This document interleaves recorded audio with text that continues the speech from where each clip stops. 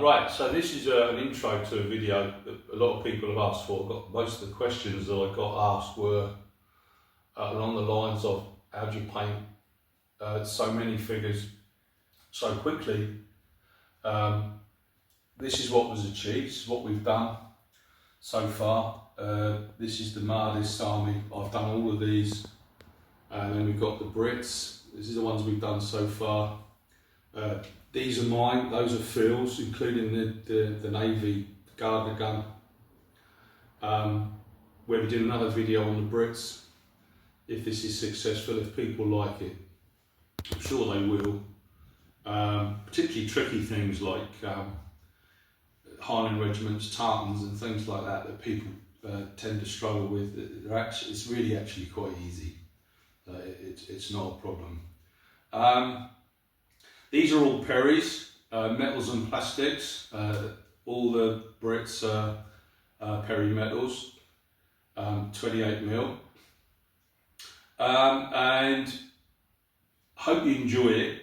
Also on the video will be how to do the patches, lots of questions about that, how to do whites and things like that, different shades, and how easy and quick it is if you use washes. So, on to the tutorial. Okay, this is my table. As most paint tables, it's a bit of a mess. There's a lot of paint. I'm set up actually for American Civil War, the paints I've got, but painting fuzzies and Ansar, whatever you want to call them, Dervish Army, Mahdist, there's not many colours involved, so it's quite easy to bring the paints from where I need them. The first thing I've got to say about it, it's mostly about processes and doing the same thing all the time. This is what's going to make you paint quickly. Okay, always have a space that's private. You can listen to music if you want, that's good. Don't put a TV on, don't be distracted. By all means set a timer if you've got so much time in the day. What I normally do is I say I'm going to do 2 processes today. And that normally takes 2 or 3 hours or whatever it takes. And when I've done those 2 processes, so it's maybe 2 colours on a whole unit. Now we're only painting 3 today to show you how what I do is done. But normally you'd paint a half unit. So 8 if you're doing 16, 12 if you're doing 24. The stuff you're not painting, put out of the way. Don't leave it out where you can see it. Most people don't go to the table because they see this huge army and it's daunting and it takes so long. I'm going to try and show today that it doesn't actually take that long at all. This is my basic setup. We're going to go in first of all on why it's set up like this. Okay, what helps the process? The table. It's higher than a normal table. What you need to do is to be able to place your hands in a position where they're in a jig, basically. They don't move. This is really important. If you're painting up in the air, I've seen people do it. It's going to be a complete mess. I've made this myself. It's just on 4 bits of wood that are taller. And this is inside an old wardrobe that I just ripped out and decided this is where I was going to paint. I get all of you can't do that, but do try and make a table that's at the right height. It also means you can paint for longer because you're not going to hurt your neck. You're not going to be bent over down here. And you're not going to be straining your shoulders if you're holding something in the air. It creates tension. So you're basically resting while you're painting. That's important. Floodlit. You must be floodlit. Don't paint using daylight. The results are pretty bad. If any of you are still doing that. I know I'm teaching a lot of people to suck eggs here. A lot of you, I've got to do this from the point of view of a beginner. So everybody can sort of go into it straight away, even if they've never painted before. Okay, that's basically it. That's what you need to look at your setup as something that's quite comfortable. Get yourself a good chair that supports you. What you'll find by using the table like this, what will go first, your butt will ache a long time before your neck and your back, which I think is a good thing. If it really is aching, it's time to stop and get up or have a cup of tea. This is important. Always have somewhere in your station. I know. That's where my tea goes. Okay. First of all, the bases. These are the tops of demijohn corks. They're from wine, big wine jars. They taper a little bit. So the point of that is you can knock them a bit and they don't fall over. It's not guaranteed. Of course they'll still fall over if you bash them hard enough. But this can be important in the long run. The less they do fall over, the better. Also with this, so you need something where you can do this. You need to keep your hand still while you're moving the model, and you can move it between your thumb and your forefinger. It can do a complete rotation and you keep your hand still. That's really important. That's a process that I'd say you definitely need to include. Something like this that can move between your thumb and your forefinger at any time. Okay, so the painting process. We've undercoated with black. I've sprayed this on. You need to, when you've done that, go over your model with your black from your pot and cover any areas that the black hasn't reached. There's always somewhere where the spray doesn't quite get to, so they're completely blacked out. That's important. So your black is part of the finished paint job. It's an undercoat which takes the paint better than just plastic or metal, but it's part of the finished job, and you'll see how that works when we start painting. When we start, we need to be where we can reach the pots with our hand, more or less still on the table. I always keep the pot of black, which is our undercoat, remember. This is always open, because as we go along we need to correct mistakes as we're going, because I'm getting older now and I tend to forget where I've made a mistake on one model. By the time I get to the end, I forget where it is I've gone over a line or something. So I tend to do it as I'm going along, but you don't have to.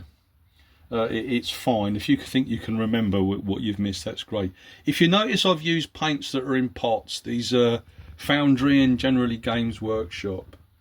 I like the colours, they're good. I like Vallejo colours. I think they're rich, lovely. I use them now and again.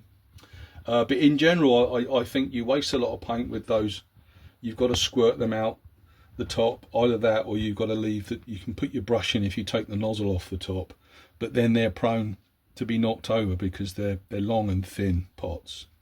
So as many colours as possible you need to get straight out of the pot onto the model without mixing. This is a process that will slow you down. So if you haven't got a large variety of paints, you're probably painting more slowly. I understand it takes more money. I'm just explaining the way it is. So our first figure we're going to do is this guy. He's a little bit further north of the Nile, down the Nile, so skin's a bit lighter. So I use anywhere for the Sudan can be, if he's one of those chaps a bit north, Mediterranean flesh, North African flesh, and African flesh. These are foundry colours. I've used them on all the Mahdist. This is I think the North African flesh. There we go. It's a really old pot of paint, this. It's deteriorating. That's the African. And we got dark African as well. We're going to use that for the fuzzy, the Bija people, Haddon Dower. You know, if you know the period, you'll know what I'm talking about. So, first of all, straight in the pot then, straight onto the model. Now, if you'll notice, what I'm going to try and do is make sure the brush goes the same way all the time. Normally, I use the same process. So straight in at the nose. Sorry, we're doing the base coat first. So we do all over the whole model. If he's got an open mouth like this one, then we leave that black. We can also edge over. Now look how I can use the side of the brush as well. This is because we're using a brush that's made of natural fibres. This is very difficult. Don't buy cheap brushes. buy decent brushes of sable. I use Kolinsky Sable Series 7, which are made by Winsor & Newton. This brush I'm using now was a mistake. I thought it was a Kolinsky Sable, but it was a lot cheaper. And I thought, oh, someone's selling Kolinskys cheap. It is Kolinsky's, but it's not Winsor & Newton. It's I think it's French, actually. I'm not sure. See, in the bottom of the neck there, it's going to be difficult to get that perfect. Don't bother. Again, the hand stayed in the same place. Okay, dip in, do the arms.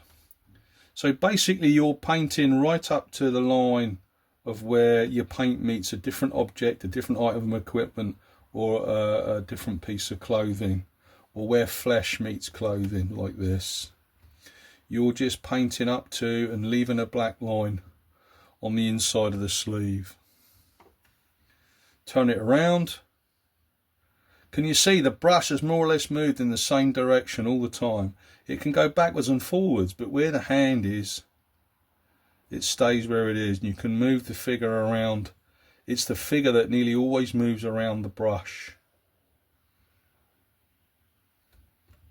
You shouldn't use the top of the paint pot for your paint, but you know, when you're running low, it's often a lot easier. Again, move the figure around. The brush stays at the same place on the table. Do the ends of the figure. Again, because it's a natural fibre, I can use the edge of the brush and paint will come out of it. That doesn't always happen, or doesn't happen at all, if you're using a synthetic brush. So pay the money. I know brushes really are stupid money now, the good ones. But you're paying a lot for your figures. I never understood why people don't pay decent money for the brushes or complain about the prices. Mind you, I do complain about the brush prices are ridiculous. Do the feet. Same principle. Up to the where there's trousers meet the leg. Don't worry about going over the bottom of the base. Slap it on. Dead easy.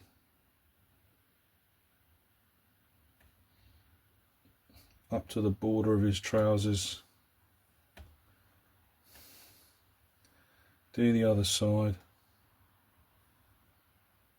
Under the foot.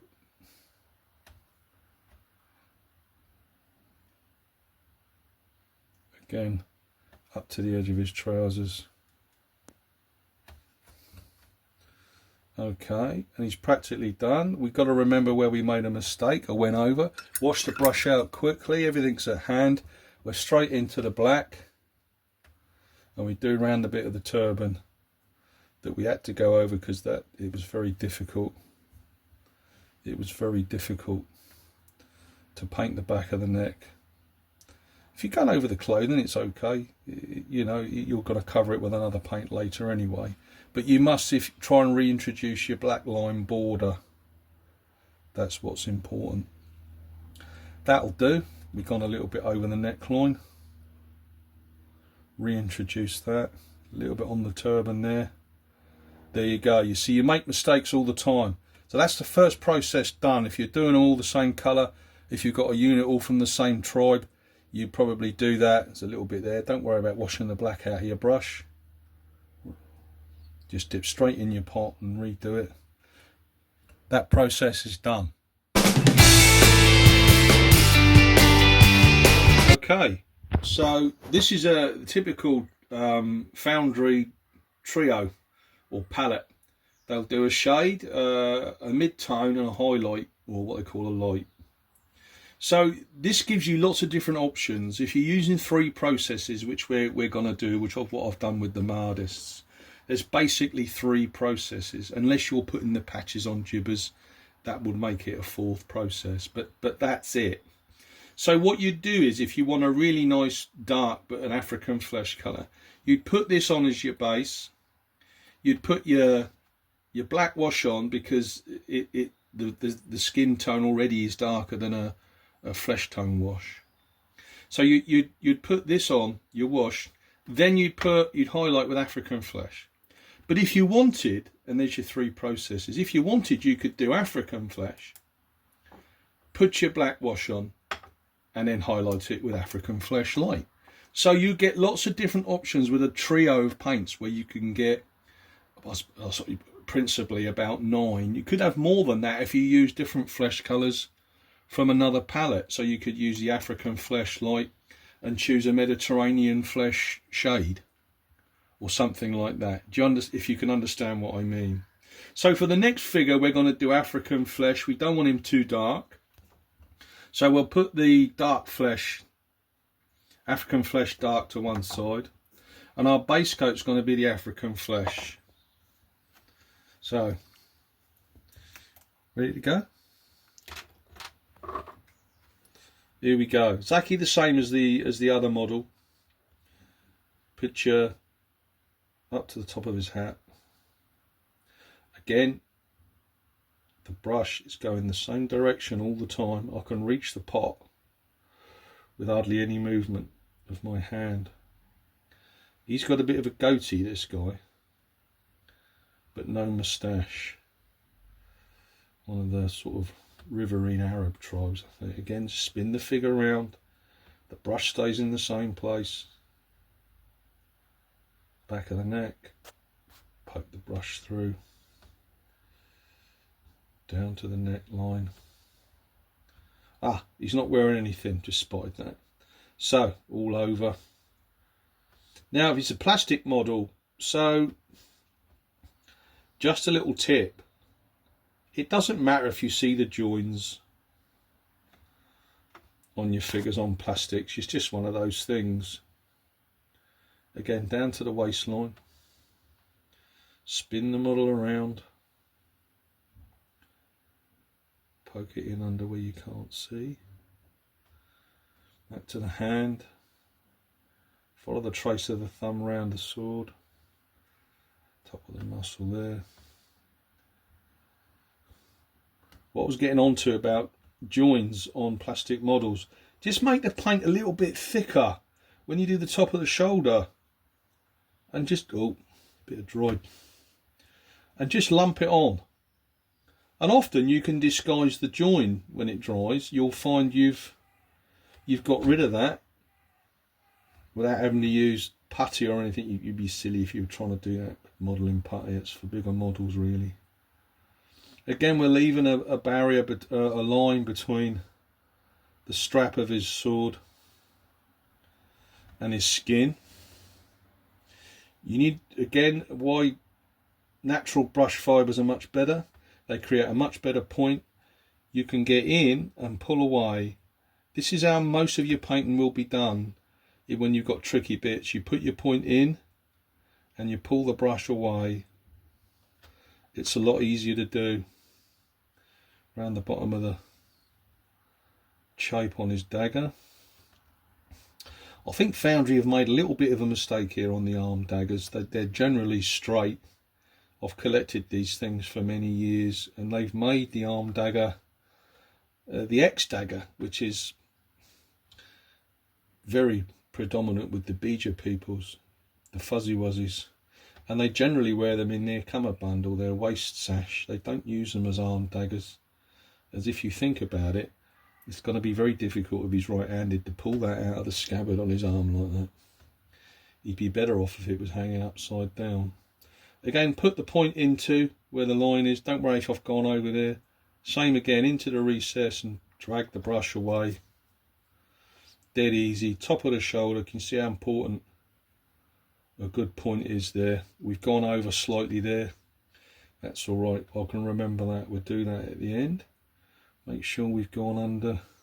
So this is the good thing about having a black undercoat. So we can see just about there that he's got some flesh showing. We can do it. We'll just mark it in. That's enough, because the black undercoat helps to keep what we can't see or can't paint in shadow. That's one of the beauties of a black undercoat. It results in part of the finished paint job. Do the rest of his hand.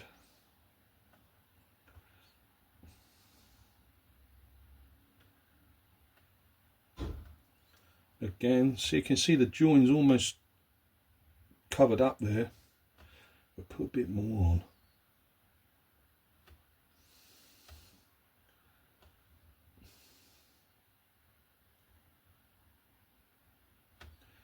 You know, and this was quite a cheap one. Like I said, I bought this brush by mistake, thinking it was a Kolinsky, but it wasn't. Can we see up in underneath the arm there? Not really. We'll put a little bit of paint up there. Legs. Again, drag the brush away. Again, see, I can reach the pot without moving my hand. Hardly at all. So the hand stays in a jig if you want. We could use a much bigger brush as well if you've got decent brushes. What's really important is a bigger brush holds more paint, and all you need is a fine tip, a fine point. Again, your synthetic brushes the points go very quickly.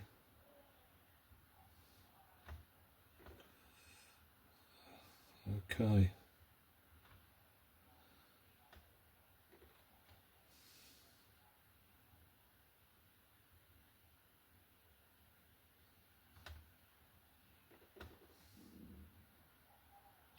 Don't paint the legs under the leg colour up under the kilt. Don't do that, just leave it black. It's all part of the finished paint job. And there we go. That guy's done. We go over any mistakes we've made. A bit on his black beard there, we'll do that. Up to the hilt. That's more or less it. We've got the back of his head here. Thought we had hair for a minute, but he hasn't. There we go. We do the mistake on the very quickly. We got our black pot open all the time, remember? Just go and redo that strap. Reiterate those borders. There we go. That's done. Second one done. Bit of black in the mouth, I think we'll reintroduce that. So he's got an open mouth, so we'll do a bottom lip so that we can put some teeth in later.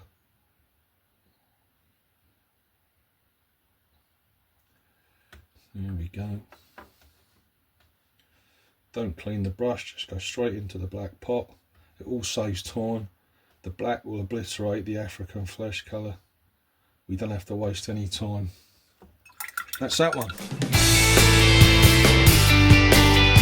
Okay, so I've done the fuzzy. Saved a bit of time, we didn't film that. I've discussed how it's done. We use this one. Dark African flesh. They're really dark people, BJ. They're almost like the black out of the pot. But so we got the 3 different shades now of Sudanese.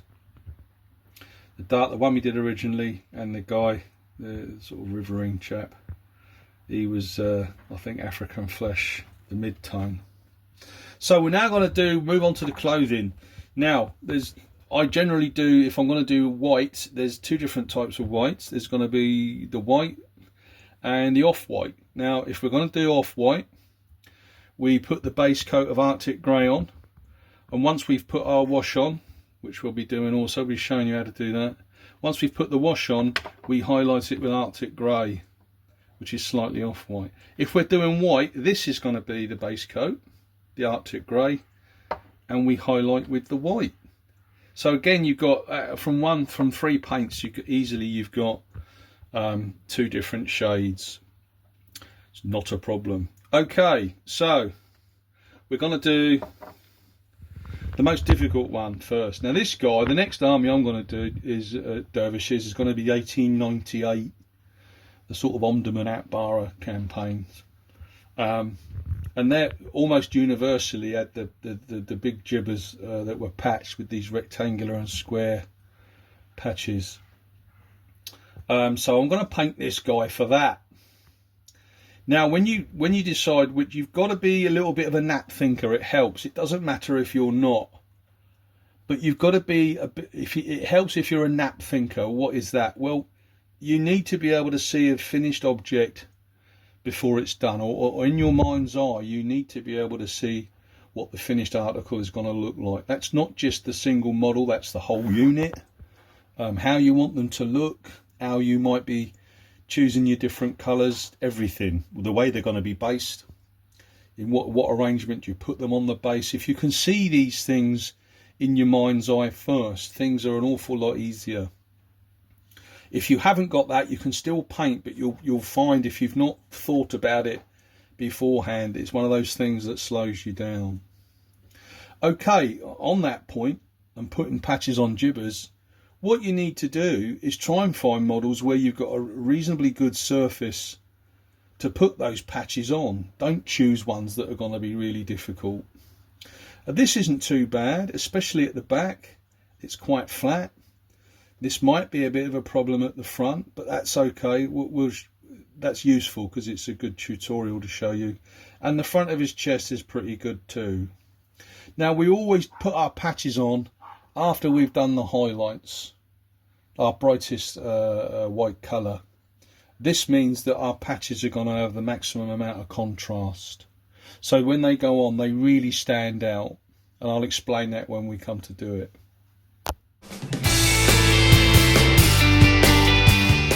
Okay, so the first guy's done. This is the Arctic grey because we're going to do in the bright white colour, not the off-white. So you've got a little bit showing through, that's fine. You're going to be highlighting that anyway, and once the wash goes on, don't worry about it. Don't worry about it not being thick enough. It'll be fine.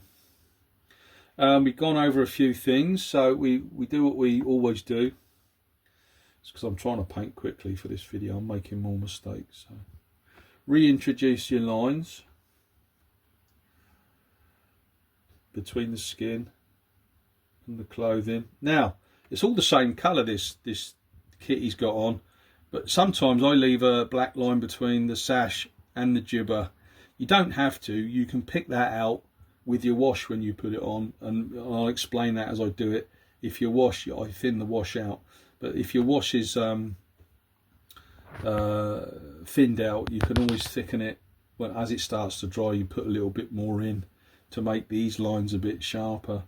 But I just left them black. I think it has a good effect. If they're not quite straight, you can always go back over and do things. While we got this pot open, we're going to do the white.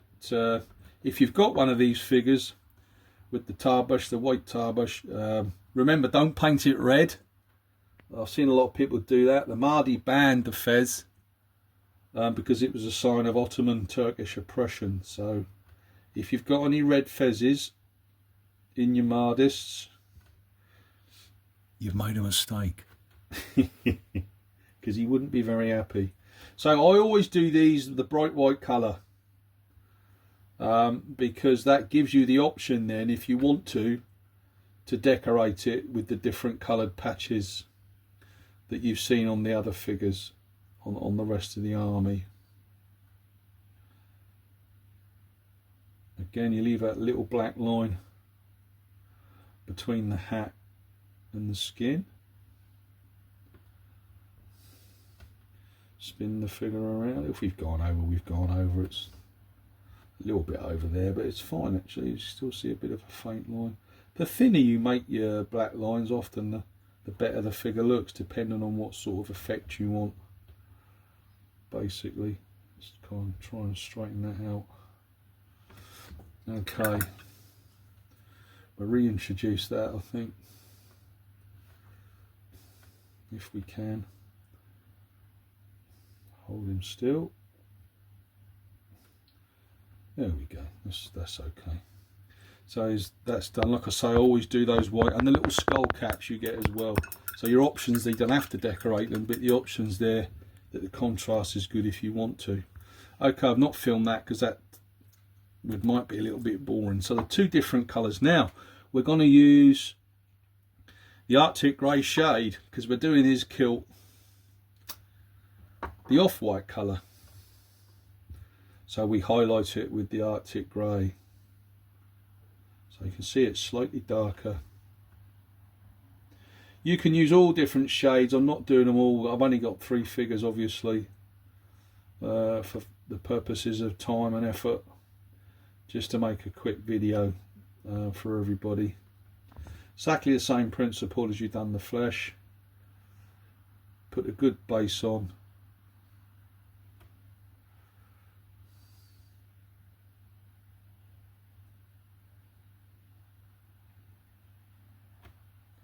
Get underneath the kilt and make sure you've got a bit of a line that runs underneath before it goes into shadow. Is a good idea. Push your brush up on this occasion. Don't worry if you go on the sword a bit, it's fine. You'll be painting over that in a minute.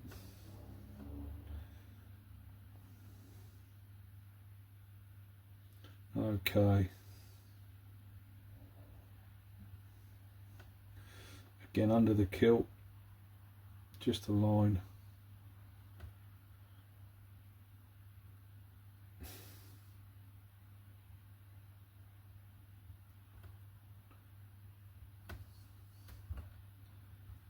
So that's the next process, though, the next stage. We do the clothing after we've done the skin.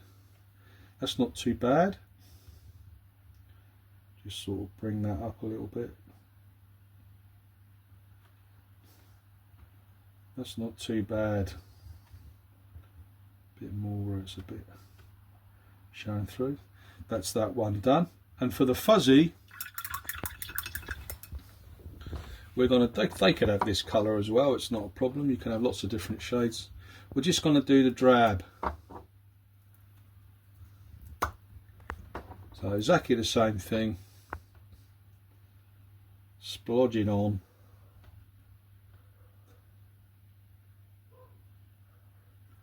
Knowing how much paint to put on your brush is another decent skill. When you're coming into a bigger surface, you can put more paint on and just spludge it on from the middle and work your way out.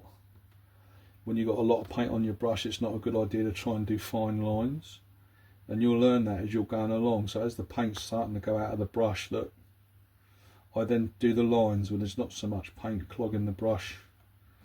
It's a lot easier and we can get much finer lines without smudging over everything. Again, a bit more paint, bigger surface, splodge it about. The paint starts to go out of the brush, put a bit more on. Make sure we change the grip. Always moving the figure again and not the brush.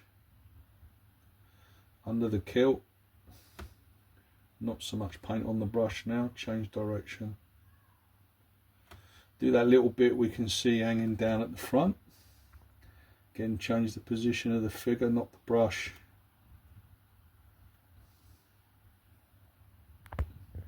Up under the spear. This is when weapons like this are touching clothing, it gets to be a pain in the butt. But there you go. Just put your thumb on top of his head, look, can you see? That's a, you shouldn't try and do that as seldom as possible. We've gone on his skin there a little bit, but that's not a problem.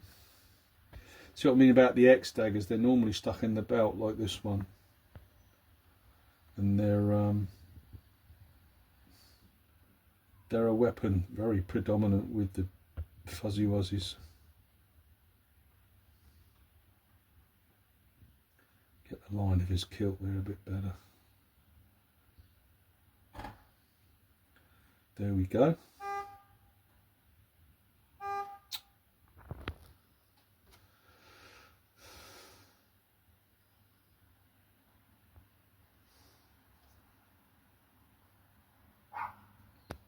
He's done. So all the clothing done. Now we move on to weapons and shields. Okay, so like I said, that's done. If you notice, we've done the bit on the arm there. We leave that. We can paint over that once we've done the highlight, so we can save a bit of time. Also there that you missed a tiny little bit out, but that's not a problem. We'll cover that when we do the highlight. Okay, shields, there's 3 different shades I use. I'm going to do the rawhide from the foundry pots. It's the only thing I've found wrong with foundry paints lately. or the last couple of years, is the labels come off, which is a real pain. They're not glued on very well at all. They never used to come off. So they've obviously, they're trying to save money on glue for labels for some reason. But okay, I'm using rawhide, so it'll be rawhide. That's the mid-tone for that palette. And then we'll put our wash over, and then we'll highlight it with rawhide light. Exactly the same principle. Splodge it on. You know, good coverage. It's basically an animal skin that's dried out. The other colour I use is Games Workshop Balor Brown, which looks very yellow, but don't let that deceive you. There's another tip. Don't always plan your colour scheme with what's written on the pot. Look at it. What do your eyes see?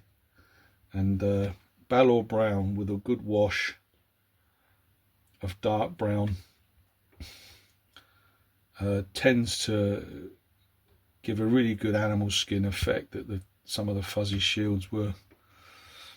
Again, the brush is going the same way nearly all the time. Use your point to get it in around the handle and the hands, leaving that line there.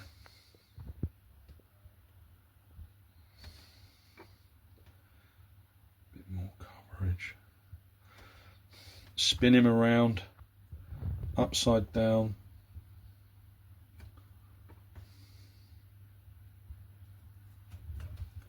Change position, but again, most of the time we're keeping the brush in the same position. Just push the paint in. Again, something that's difficult to do with a synthetic brush. You need natural fibres. Okay, starting to dry out, so we can go over it a bit more. Always feel free to use a bit of water, thin the paint a little bit. Don't want to lose too much of the detail. Shield done. Sorted. Weapons. Okay, weapons then. So we've got 2 spears, a sword and a scabbard. Exactly the same thing. I use a foundry again, spear shaft shade. This is also going to get a black wash. Weapons in general, I don't highlight. I put the washes on, and I normally only highlight the metallics. If I'm doing rifles, I generally just leave it. And if the rifle has a bayonet, I'd highlight the bayonet just so that it stands out as a shinier metal than the gun barrel. But I'll cover that when we do. If people like this, and I get some requests, we're going to be doing Napoleonics, American Civil War, some maybe some ancients and medieval. It won't be a request thing, so don't start giving requests on Facebook pages. Oh, can you do so? No, because if I'm not playing it, I won't be painting it. Unless of course I'm making a fortune by then doing this, but I doubt it. This is just for people really. Okay, so that's 1 spear. Again, difficult when a weapon's resting on clothing. Do the next one.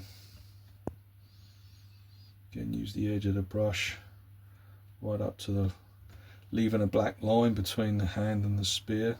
If we go over with this, it won't matter much, because when we put the wash on, that wash will reintroduce the black line, so it's not too much of a problem. Again, we're just turning the figure around all the time rather than changing the direction of the brush. My hand's shaking a bit. I knew I shouldn't have had that extra beer last night. Right up to the, because the Mahdist spears are socketed, which is always nicer, I think, for painting, because you get that extra stem for the leafed blade. Okay, I think that's done. That'll do. Okay, we'll move on to the sword scabbard. Okay then.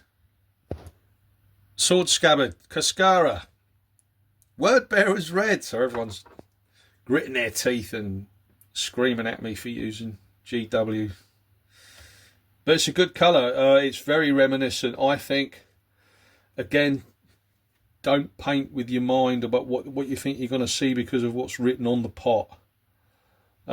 This is a very, very dark red. It's very reminiscent of that leather work you see in North Africa, the Moroccan tan, I think they used to call it. All the leather work they do up there in Libya, Tunisia and Morocco, they still use the same processes as they did then, and this colour's very reminiscent of that. A lot of the Cascaras now, the scabbards, I've got a few, they've faded a bit. So again, we leave a line at the chape.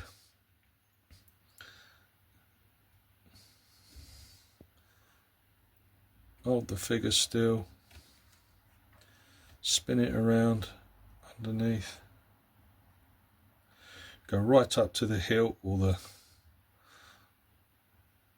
locket. Spin it around.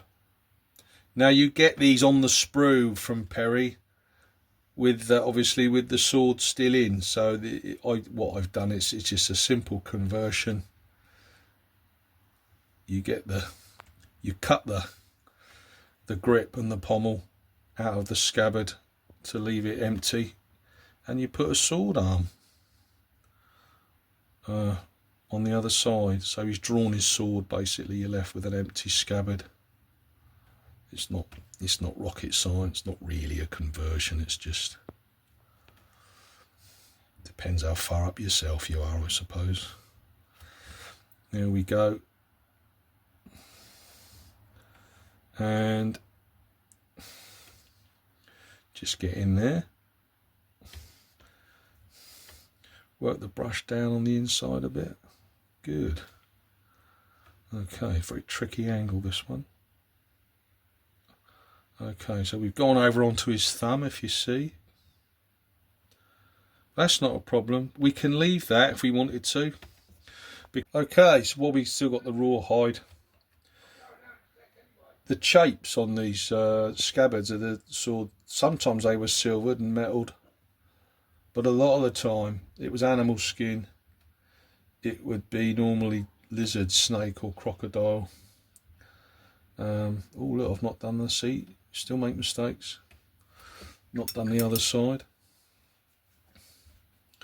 We'll just reintroduce that line.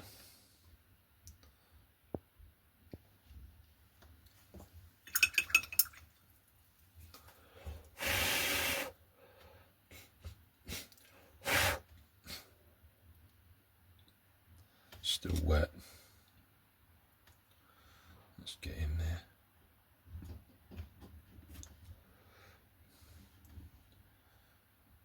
And there is our Cascara scabbard done. It's still wet, that black. Never mind.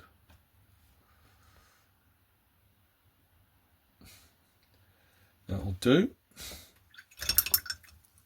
And we'll do, sometimes, like I say, they'd be silvered. If you had a silvered chape or metal chape, you'd often have the sword pommel,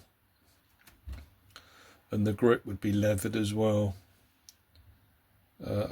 Would be silvered as well, but this one's a cheaper version, which are generally more common. They're not necessarily rare. They're completely metalled grips and pommels, but they would be a sign of somebody with a bit more money ordinarily.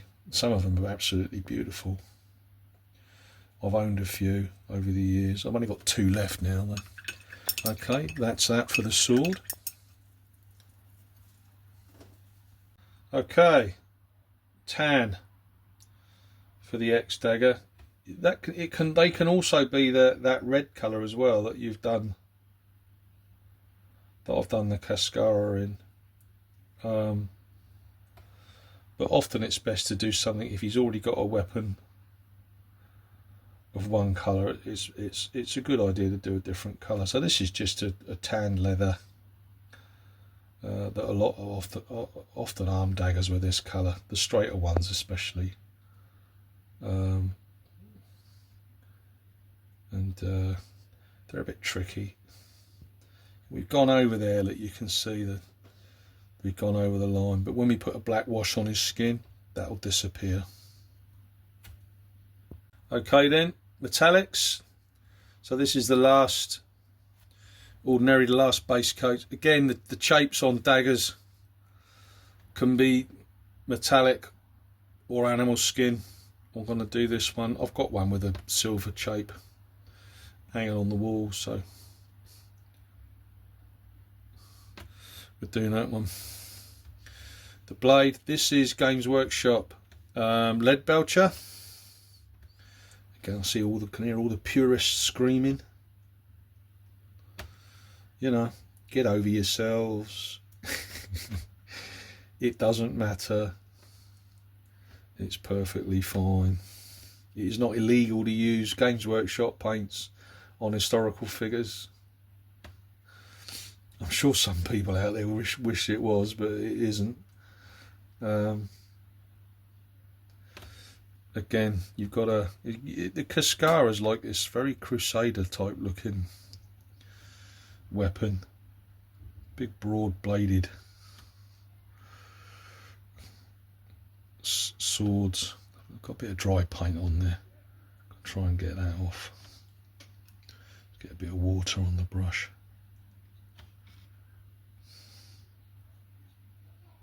Smooth out a little bit. Okay, put down into there. There we go.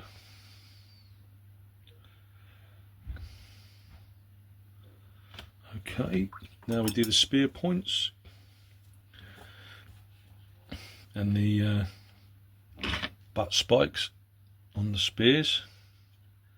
Thin this out a bit. It does go thick quite quickly, Games Workshop paints. You've got to give them a good stir. Again, up to the black line, leave a black border between the shaft and the spearhead. Spin the figure round. Keep your hand in the same position. Everything's the same. Keep it simple, keep it easy.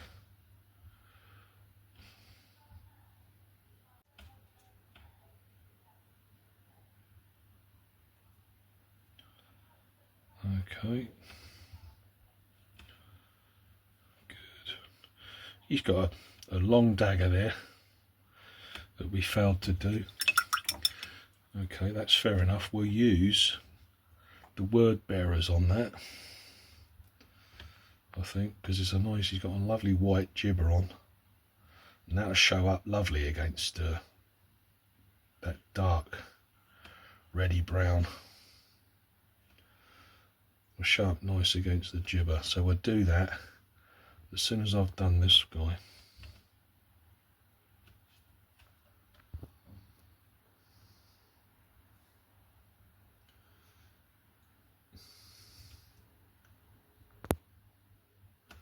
Quick check. Okay. Do the butt spike.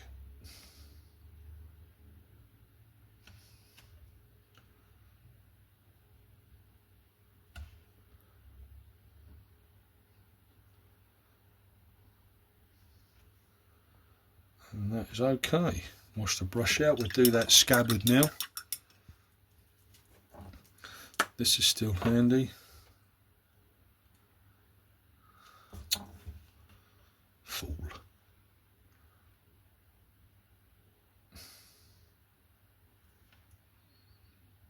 He's got a shape on this as well.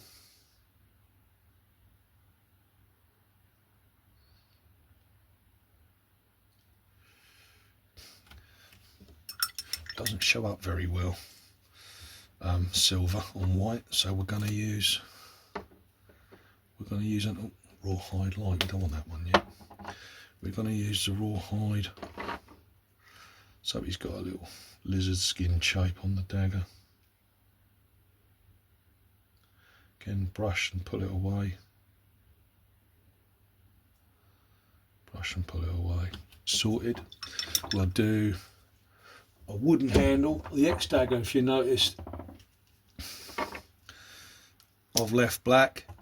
They're generally buffalo horn, almost invariably. This is a lighter brown than our spear shaft. We'll just do the handle this colour. That's fine. We'll put a wash on that later and we'll leave it. We won't highlight it because it's very pale.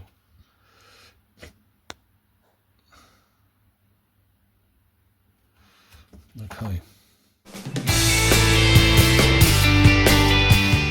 Okay then, washes, same principle as putting the paint on.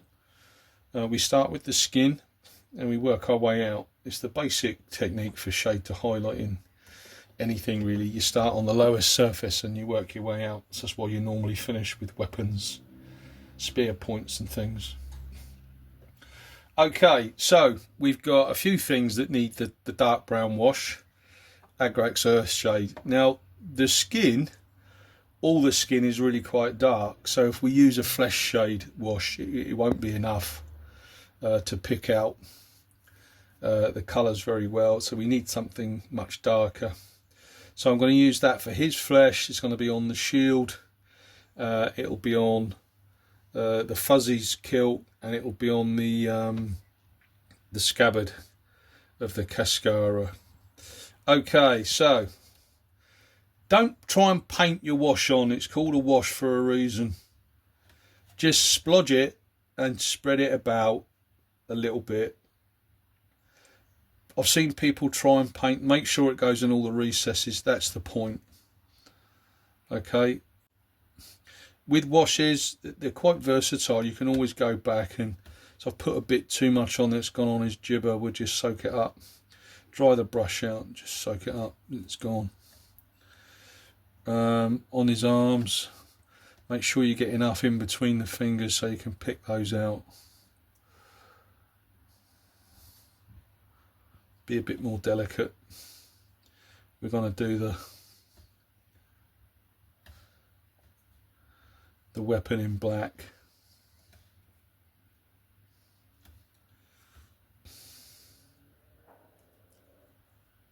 There we go. Make sure we pick the toes out. Spin it around, give it a look. Make sure the ankle bone has got enough. Run a little bit along that scabbard. Yeah, I'll put a bit on there, why not? I'll pick that handle out. A bit more up there into his eye. I reckon that'll do. And then we do the fuzzy. So again, kilt. Make sure you get really good coverage. See how the wash just sinks into the creases. Don't worry if you get it over other things, because it's going to have a black wash on top anyway, and that'll cover that up. Just under there, that front bit.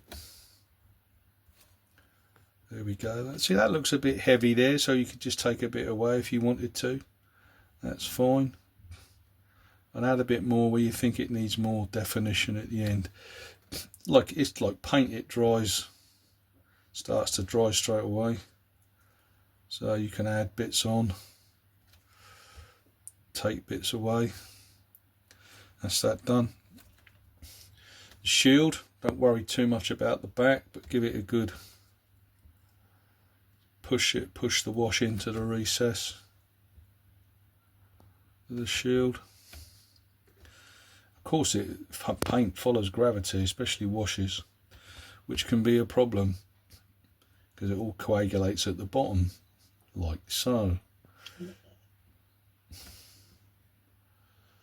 That's fair enough. So what you do is you do this last. Yeah. Take a little bit away. Dry your brush out a bit, take a little bit away. like so. We'll wait for that to go off a little bit. If you've got figures with shields, it's good to do them first if you can. Add bits on as we're going. Take a bit away. Now you can leave it like that so it goes to the bottom, that's fine. Or what you can do is when it's drying, is just put it so the gravity doesn't pull the paint down. It's entirely up to you. Sometimes you get a nice little look. If the paint seeps to the bottom, you get like maybe sunlight is catching the top and not reaching the bottom. So you get a shading effect. I think that's all right, but we lose it at the top is the problem. Okay, we'll leave that there, give it a little bit of time to settle, and then we go on and do the scabbard. So all the way over, including the shape. Make sure we get enough.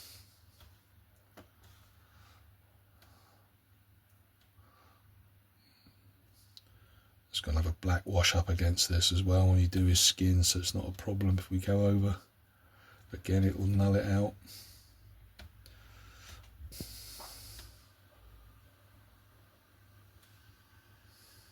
You notice I've left a little hilt at the top there.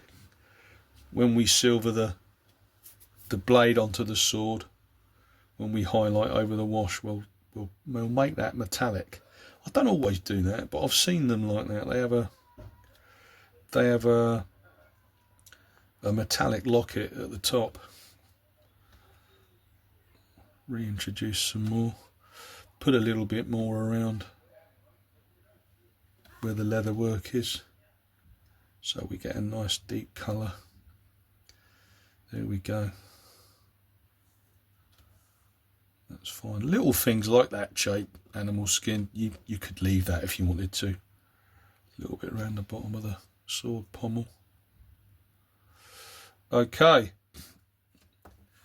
that's the brown washes done. We'll have a look at, that's not too bad. Put a bit more on, just tease it out a bit. We'll leave that like that. Wash the brush out, onto the black. Again, Games Workshop. Nuln oil. Okay then. People asked about this on. We're going to do it last. We'll do the skin first. So don't thin it.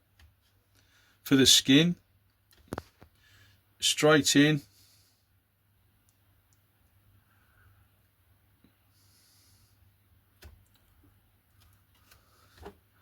Nice and dark.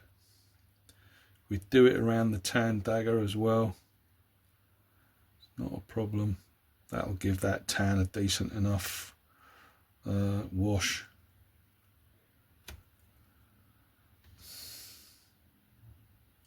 This picks out the muscle tone on your characters with a lot of flesh, obviously.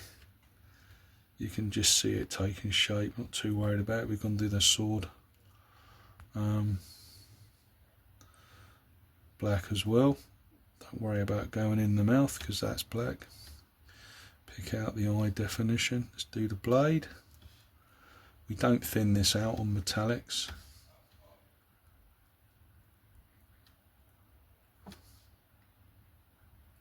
Missed a bit of his belly.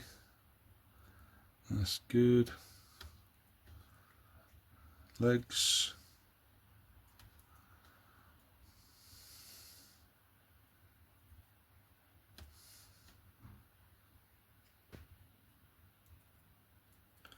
That's good. So we went over a bit earlier. Can you see? The wash has got rid of where we've gone over the white onto his leg. If it's still there, when it all dries and goes off, we'll just reintroduce it with the black line. Anywhere you think you might miss, have a quick check over. Looks okay. Under the armpit, a bit more on the top there. It's a nice thick line there. And his kilt. This is the off-white, so we won't worry about thinning this too much. And what you'll notice is it's giving you slightly darker grey all over. And the deeper recesses are obviously a bit, they take a bit more wash, they end up a bit darker. Right, okay. So that's the black wash done on that. We're going to do the bright white now. We could do, but we're not. We're going to do the fuzzy first. So, the spear, the shaft, all the fuzzy skin.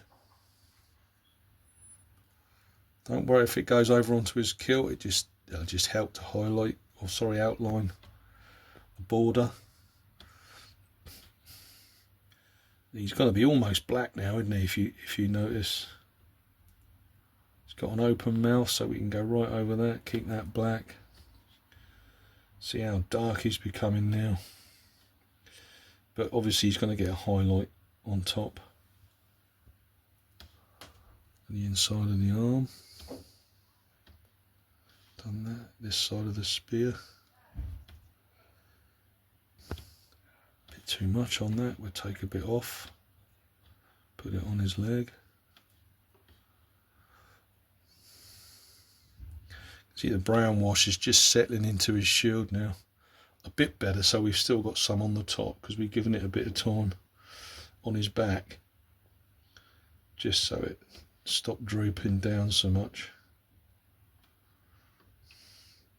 Gravity, people, affects us all in the end. The older you get, things do tend to droop a bit, don't they? Won't go into that. Okay, so that's the black.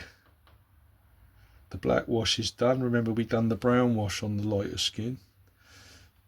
So they're all done. Make sure the spear blade's got enough on, because we want a nice dark. Bit too much at the back. It shrinks and runs away when it dries anyway. It's not too bad. Give this another little bit of a check. Yeah, that seems okay. Maybe a bit more at the top. It will settle better once it's got some dry wash underneath it. That's enough, I think. Too much there, take it away. It's fine. Okay, we thin out now. Bit of water for the bright white colour. It's always best to thin out if you're not sure, because you can always add stuff. Can you see this isn't quite such a severe black now on the turban? The turban's one of the things you can put a little bit more on at the end if you're not quite happy. All over. See, that blends in, that line we left black. It's fine.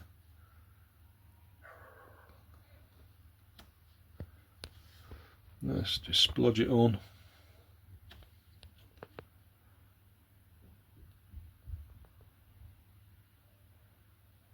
Put plenty around the dagger handle so we get a good contrast. Under the armpit, front of the jibber. Make sure it soaks into all the creases nicely. Bit more.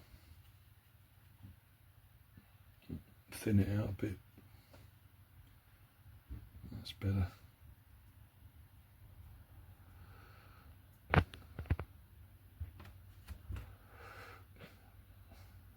Okay, so we've done our fin. Where would we think we need a little bit more? I think probably on these creases there. That's better. The deeper ones at the back, just put a bit more in. Like I say, as it's drying, it will take the next one will stick a bit better. Can you see? A bit more around here.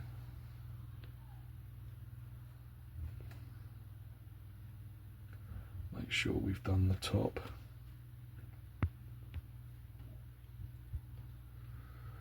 Like so. Highlight that, because we can get a seam in the material if we highlight the join. on the jibber to the arm at the shoulder. There we go. Can you see at the back it's not really sunk in there, so we give that a bit more. Not too bad. The creases are very small there actually, they're not very deep. That'll do. Once we put the highlight on, we'll pick that out. Go back to the turban. A little bit more up there. That's it, just dab it on. Not quite so much around the side, have we? That's better. Okay. Not too bad, not too bad. Probably too much there. Just take a bit away. There we go. We've got to leave where we're going to put the patches. We need to leave as white as possible, remember. But we'll make sure that's done when we put the highlights on. Okay, without thinning, I've got to do the spear, so we'll do that.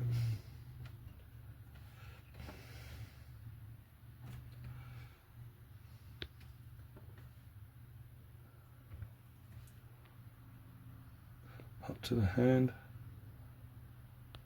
Too much on there, take a bit away. Quick check around. Didn't do under there, it's done now. Bit more in those creases there. Bit more in there. Doesn't want to take, does it? There's little creases by the sash, that's better. And these at the back as well. Okay.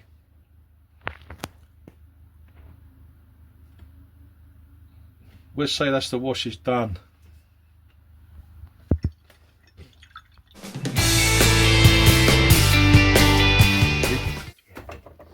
Okay. So if you remember on this one, doing the highlights now, all the washes are done. On this one we've done African flesh, the mid-tone. So we're going to use the light tone to start. It's got a bit of water on the brush. So use the same process each time on musculature, on almost anything, but important with this so you don't forget it all. We go straight in at the nose, down the bridge of the nose, slightly out where the nostrils flare.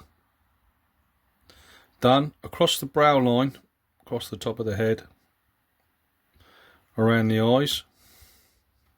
If you want him to have a frown line, then just do one, leave a gap, and do the line under his hat. And now he's got a line, a frown line on his forehead. Down the side of the face, underneath the eye, down the cheek. Leave the recess of the ear and just do around the outside. Join the neck just underneath the ear with the cheek. Leave a dark shade in the recess, if you can see that. Do the top lip.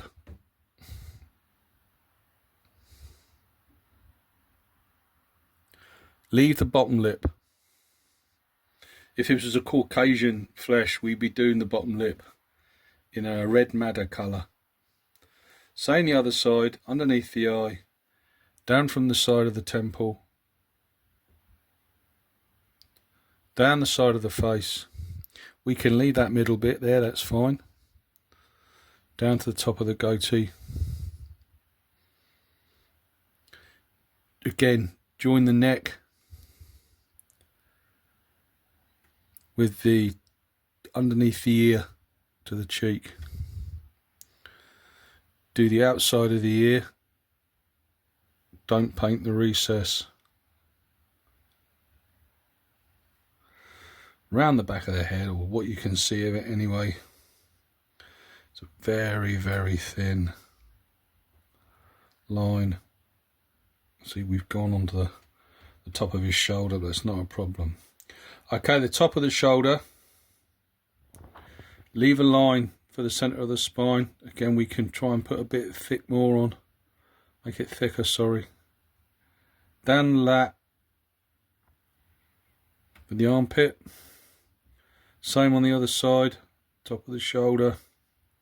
Sometimes you can pick the collarbone out on the other side, but we'll get to that in a minute.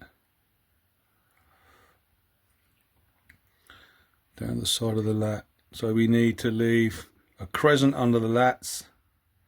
I think a little line in the middle of the spine there. The recess is quite thick, so we could just draw a very thin line, like so. We got a paint bubble there.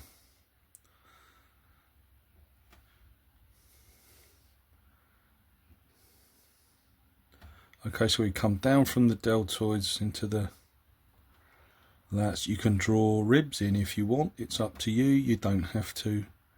You can just patch it out. It's fine. Under we go. Okay. Underneath. Won't bother with the ribs on this side. The arm then. So you come down from the deltoid. Fill that out. You need to leave a line on the arm to the front and the rear. Join the bicep and the tricep with the deltoid with a straight line down the middle. Put the bicep in.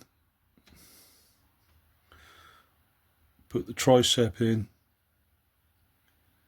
Join the bi and the tri together. So we've got those two grooves there. We come down to the elbow. Leave a dark line in the crook of the elbow. Go down the forearm to the wrist. We must join the wrist with one line at the top or the bottom. We'll do it at the top for this one. So we do the back of the hand. We'll do it there. We'll leave a line that joins the wrist there. Going to go up the forearm. We're going to join the upper arm to the forearm down the centre of the middle side of the elbow, like so.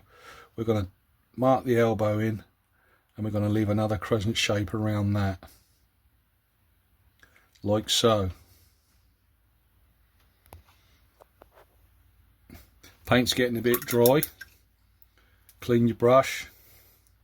Straight back into it. Okay, the other side of the bicep.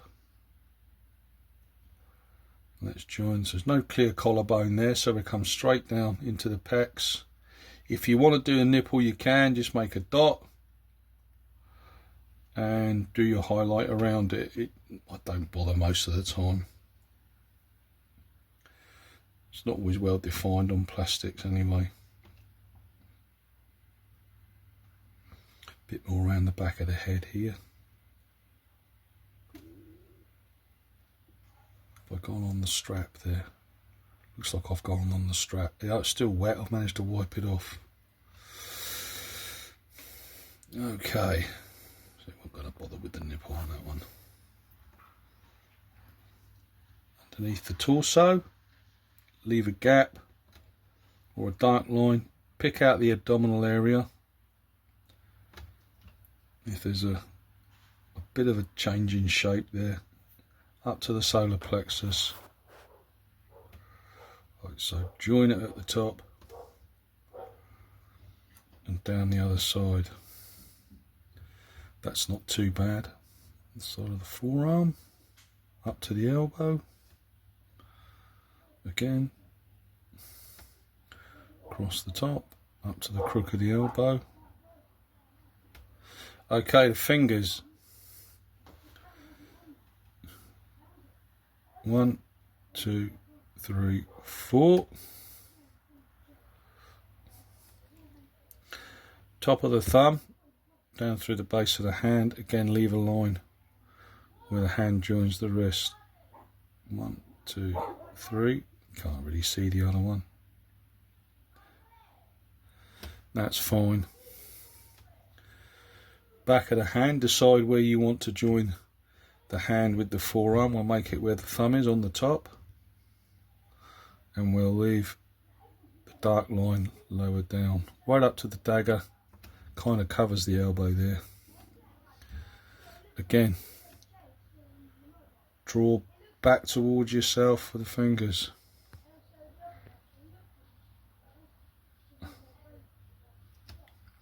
If you go over one or two, it doesn't matter. Up to the elbow. Using the point of your brush around the dagger, go into the recess again and pull away. Dagger handle into the recess, pull away. There's the deltoid. Across the top of the shoulder. Okay, we've gone over the scabbard there. Same on the other side. Bicep, that's all we need. That's more or less it. The inside of the hand, you can't really see a lot of that because he's holding the scabbard. Okay, we'll do that mistake now because we've always got our black pot open, haven't we? Which I didn't have. So we'll redo the line, reintroduce the border between the arm and the scabbard, and that'll do. Even though there's some flesh colour still on the scabbard strap, we'll cover that up when we highlight the scabbard. So that's sorted. Again, correcting your mistakes as we go along. The legs, again, follow the same process. Draw a straight line from the top middle of the thigh down to the knee. Come to the knee, draw the knee in. Need to leave a crescent shape under the knee. Taper some striations if you want down the thigh into the knee. We join the lower part of the leg around the centre outside. Again, around the centre outside, and then we put that crescent under the knee. Draw a straight line down the centre of the shin and join the top of the foot. Paint the top of the foot in. 5 toes. Now you can't see them, they're not very well moulded here, so just, you know, just count them. 1, 2, 3, that'll do. 4. That's roughly it. Follow the outside of the lower leg in a straight line down to the ankle bone. Draw around underneath the ankle bone, joining the top of the foot, and join the rest of the leg up to the foot, leaving that little ridge around the outside. The back of the calf, leave a recess at the nape of the knee. Yeah, like so. Straight down the back of the calf to the heel. Join it above the ankle bone so we still keep that crescent around the ankle bone. Same as the elbow with the upper arm. Join the bottom leg down through the middle on the outside. Leave a crescent at the nape of the knee. Go around the other side, exactly the same thing, down to the ankle bone. Join it to the foot, leaving a crescent shape underneath the ankle bone.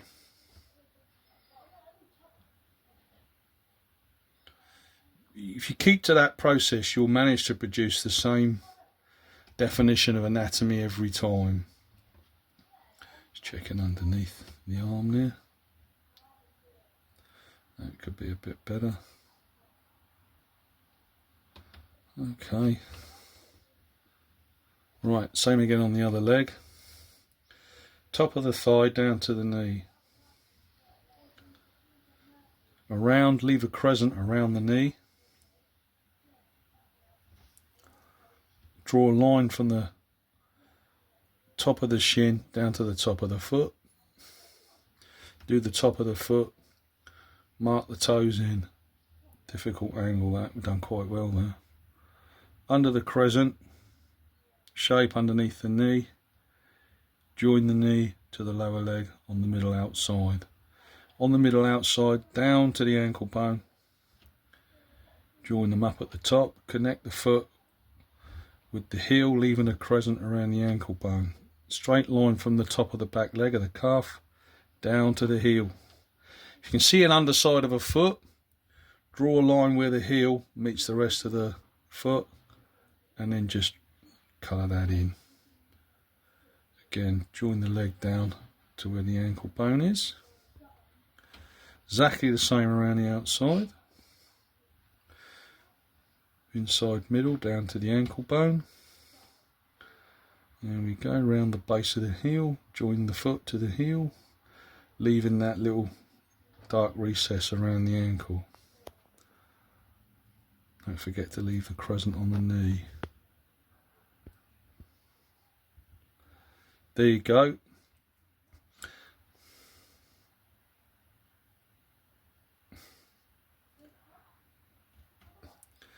And there's your anatomy basically picked out. Use the same process every time. You don't have to leave a frown line for the forehead if you don't want to. Okay, now we're going to move on to the guy with the turban with the lighter colour flesh. Okay, the guy with the turban, he was dark shade North African flesh. Same again. So we're using North African flesh mid-tone now to give it the highlight. In at the nose, nostrils out to the side. Won't bother with a frown line, we ain't got enough room, so just draw up to the turban around the eyes. It's much lighter colour so you can see more with this. So you've got some eye definition there, isn't he? So this is if you want to, just draw a little to pick out an eyelid. On the other side it's not as good, it doesn't matter. Down from the side of the cheek. Again, do the top lip. Underneath around for the chin, leave the bottom lip. Going up to the side, get into the recess there of his eye.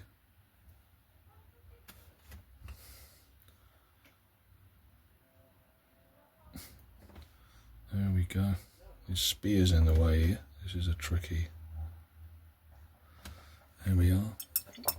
Drying out a bit of the paint, so we give it a bit of a brush, a bit of a clean. So again, top lip. That's good. Down to the chin. That's not too bad actually. I think we've got away with it. It's got a bit of a wonky eye, but you know, I don't think Mahdist were perfect somehow. Join the top of the cheek underneath the ear to the neck, leaving a dark bit in the recess between the chin and the neck. Same on the other side. Join it at the bottom of the cheek. There's no ear to pick out on this side. We've got a little bit of the ear this side. We can see, we'll pick that out. Can't see much of the back of the neck at all, so I think we'll leave that in its original colour. Okay, hand around the spear. 1, 2, 3, 4. Join them all at the top of the hand.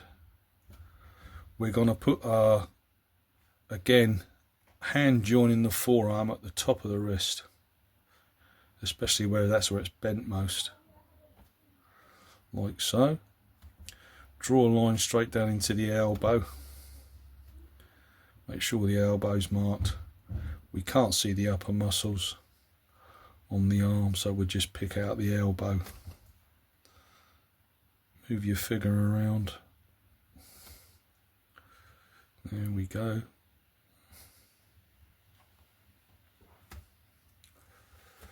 On the other side, this is going to be tricky. We can just about see the thumb.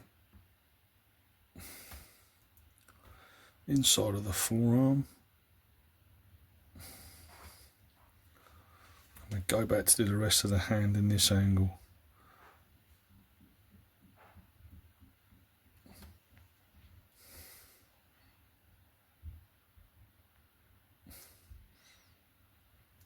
Good enough. Back of the hand. We'll join the hand, sorry, we'll join the wrist to the forearm via the thumb.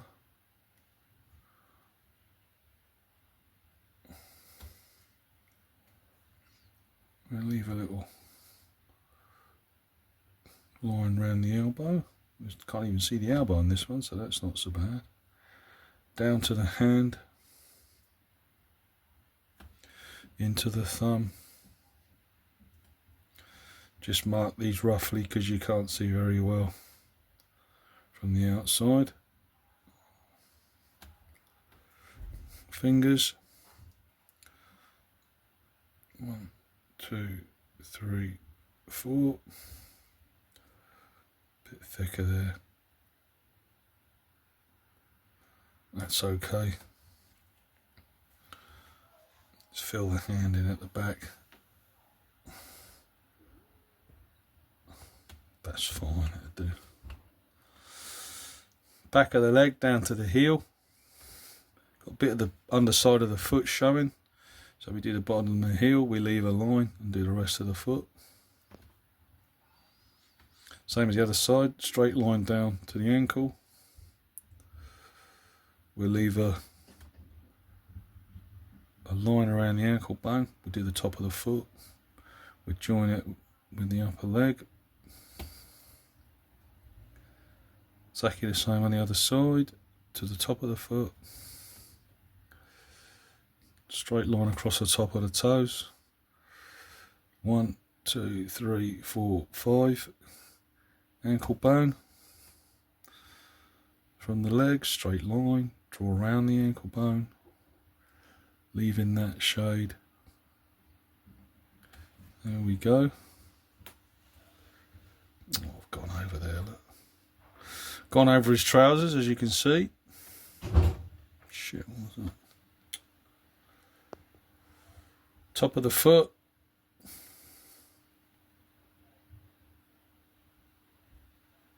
Put the toes in, roughly.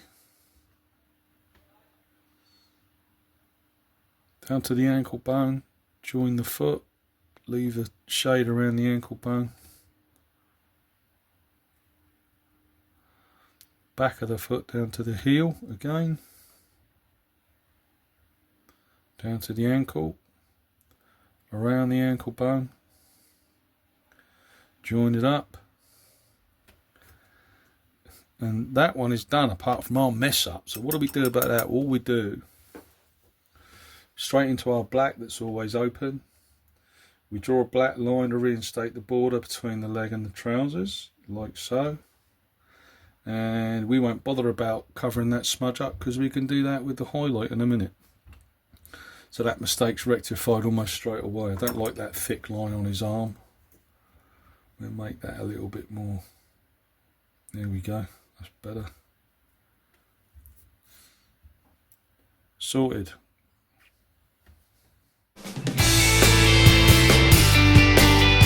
Okay then, so while Phil was out, that's the cameraman, he was out getting the beer. I've done the first highlights on this kilt.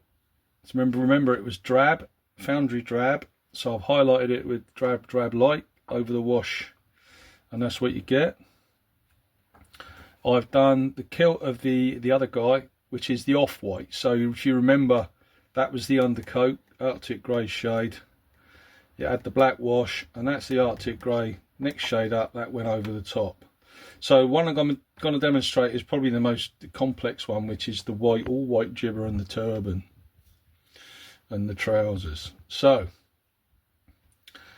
here we go then. Now remember, we've got to try and leave where we're going to put these patches. I'm doing this, guy, as a more modern 1890s Omdurman campaign. That's what the next army is, so at least I'm going to get something out of this session for one of my own armies, I hope. So straight out the pot, we put on white. Got a dry bit on the brush already. It's up to you where you start, really. I tend to start on the turban. What you'll get is lots of different shades, especially with a thinned out wash. If you don't follow all the different lines of the folds of the turban, it doesn't matter, you know. Take a bit of paint off the brush.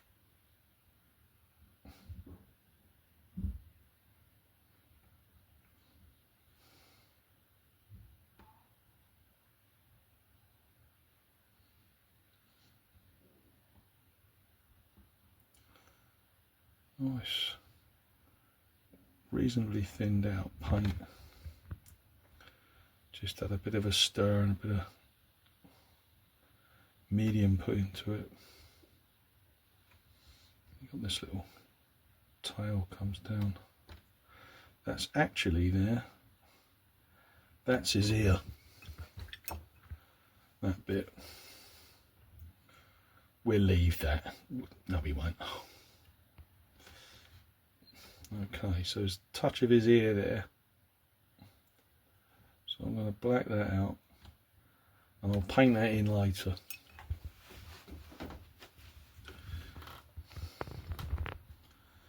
Around the other side, of course, it's always more difficulty depending on how your figure's holding his weapon, because you've got to do it with a bit of variety. So some bits are more difficult to get at. Best to come in at a longer angle.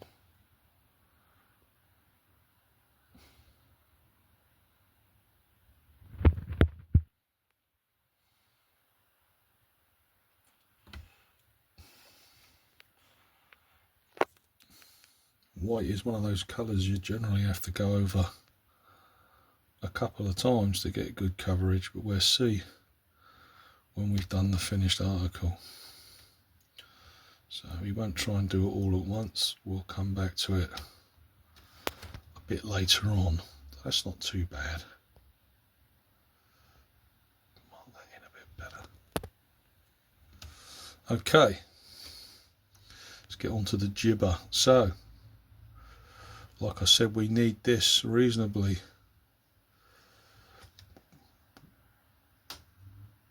blanked out in white. We're going to use the join of the mould of the model to create a seam where the shoulder's stitched on. The sleeve is stitched onto the tunic. Now we've got to choose whether or not we draw border lines on these jibbers as well. I think I'm just going to do the patches for this and maybe put a border around the sleeves but not the collar, so all the way down is good, reasonably flat.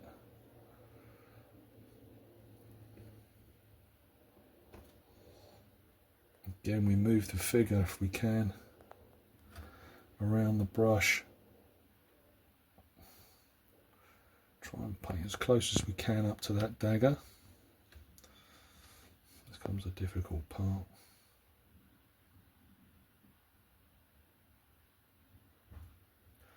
Not much definition on the creases at the front here, but enough. We'll go over that again later to make it whiter.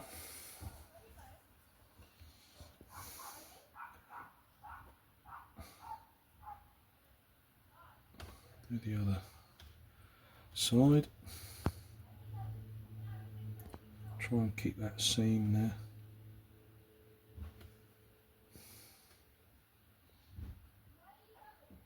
So he's going to have a patch on the back. Sometimes there were 3 patches down the front and down the back. We're just going to do 2 with this one to keep things simple and speed the video along a little bit.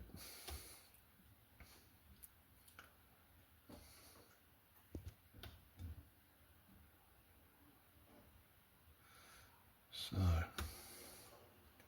if you can, get to where your creases are, change the figure, get your brush and pull it away so the brush stroke thickens the higher up you get, and then you'll get the right spear effect of your creases. We don't have to do that at the bottom one because the cut of the cloth meets the waist sash slightly differently where it's tight.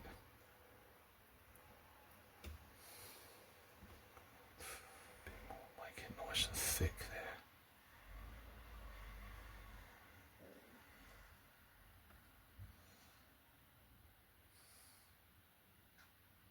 So I think we can white that right out, but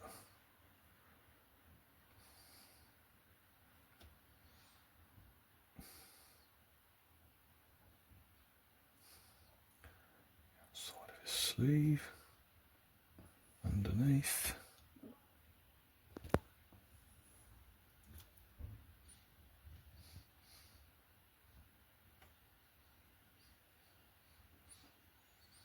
There we go. I'll do the bottom half of the jibber. Can you see we're getting different tones of grey depending on how much white we paint on and how much of the model we actually put, so we can create some creases. Right, there's a difficult bit. You have to decide here. We're going to have a patch on this. We have to decide whether or not we put the patches in shadow where these crease lines are, or we completely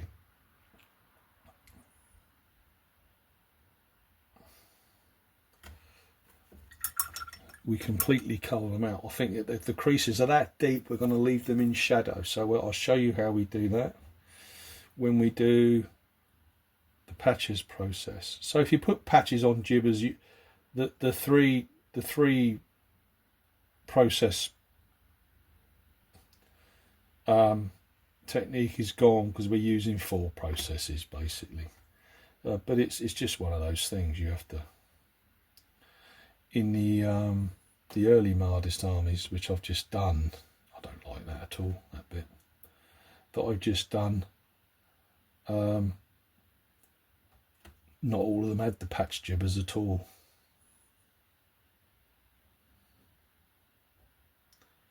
In the middle of that, we went over the flesh colour, do you remember? We can now cover that up.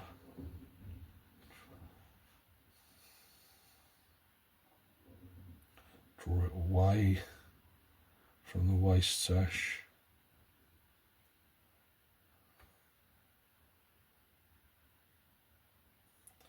And the brush stroke thickens as it gets further away.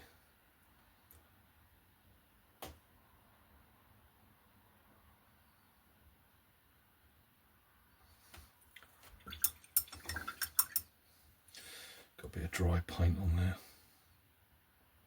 Get that off. It's got to happen now and again, you can't avoid it.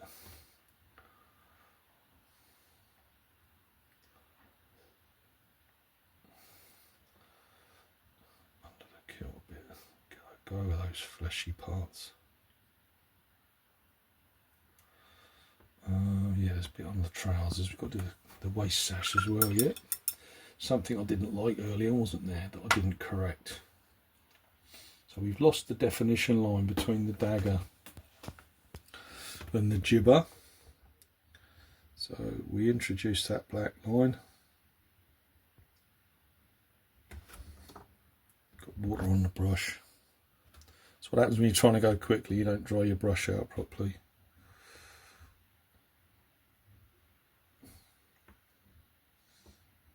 That's better.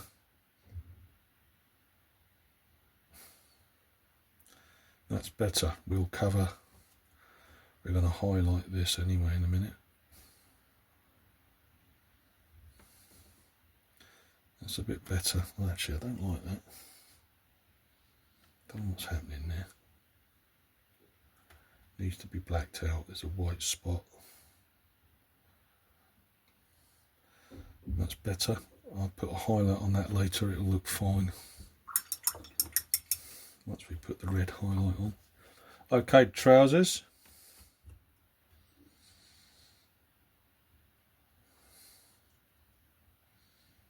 His spear's getting in the way quite a lot.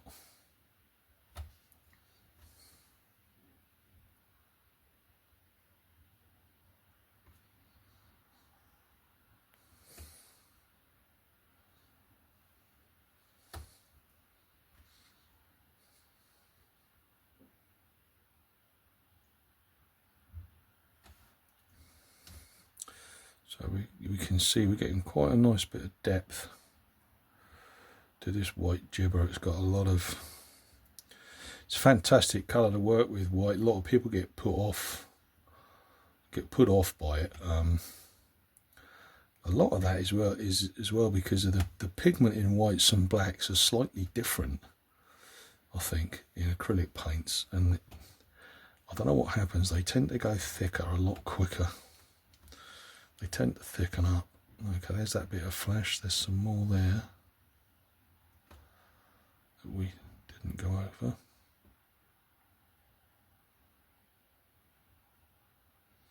It's made a nasty little rough patch, isn't it, that flesh on there? I'm not going to scrape that off now. The line up at his neck, if you like, it's not quite right. We'll do that. You'll see things as you're going along that you've missed or you haven't done quite right that you need to go and redo again. Change him round to the inside.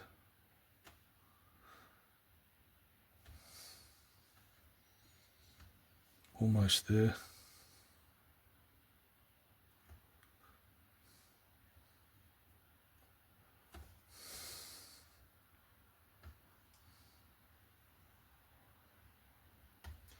Okay, and a waist sash.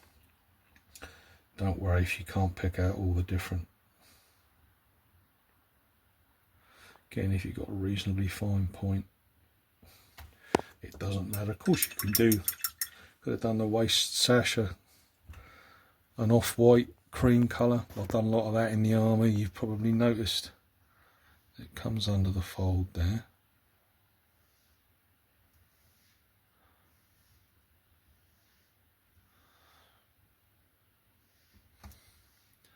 Keep moving around gradually. So, like I say, white's very light, so the coverage is very thin.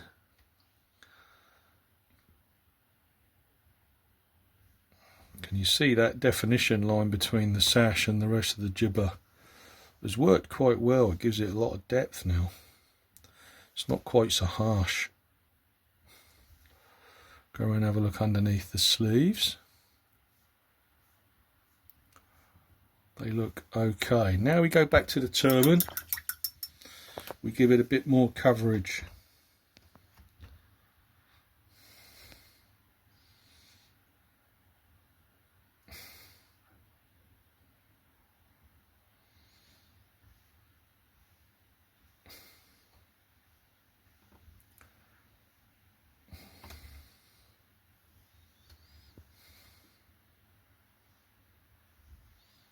That's it, just to make it a bit brighter.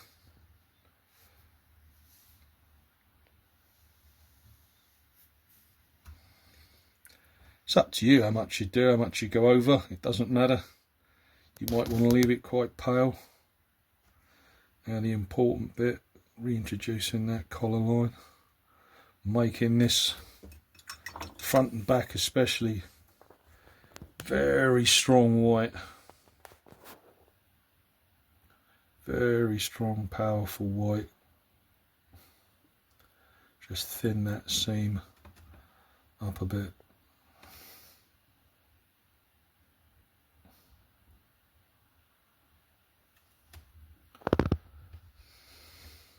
Same downstairs.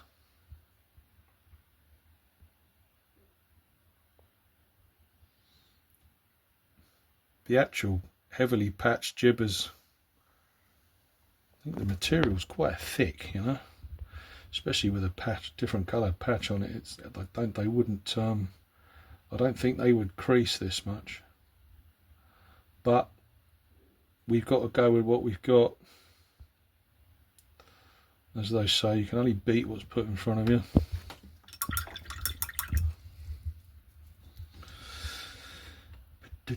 So it is the most time consuming part of the armies, I think. The highlights, especially if you've got white jibbers and you want to put patches on them.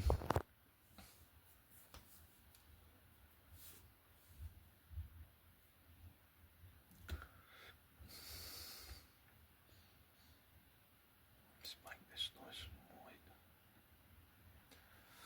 Right, remember we're going to do a very scrunched up patch on this one.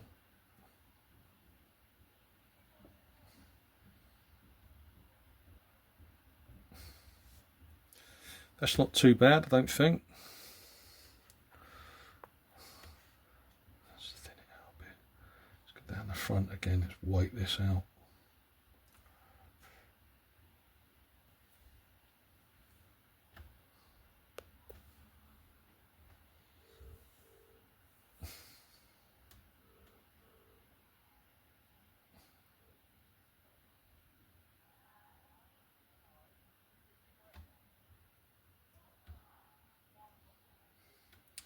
It's not too bad.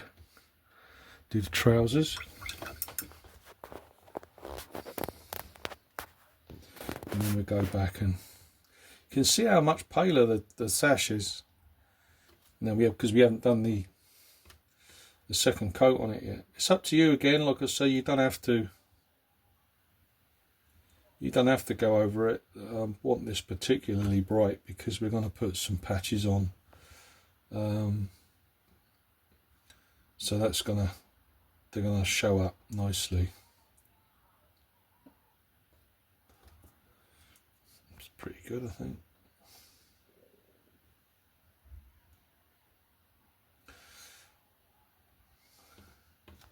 Don't want to rush things because we've got beer waiting soon. Okay, I think that's not too bad. There's our white jibber. It's going to have some more white after the patches as well, which will be explained when I come on to do it. Okay, now we need to do is hat while we're here, and something else we haven't done as well. Where we might put a motif, we need to make sure the bright white is. So if we're thinking of putting patches or a design on this, we need to make sure that the white is at the top around the crown, and it's at the bottom near the base of his hat.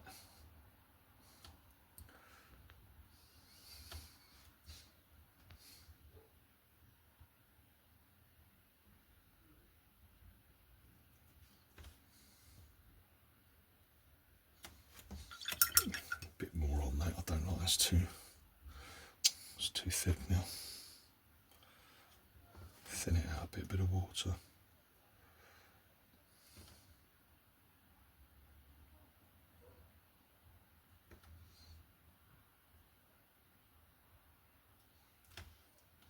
Not too bad. A bit more there, because now I've gone over. Can you see? I've gone over the line slightly, but that's okay. The black pot's open. We're straight into the black pot, and we reintroduce that line.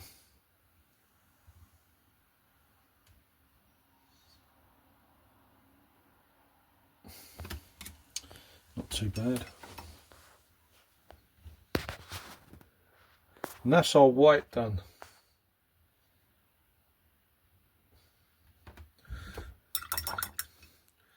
Okay, now the shield and the weapons.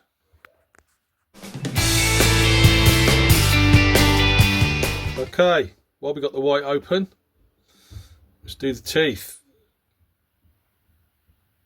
You just need a touch.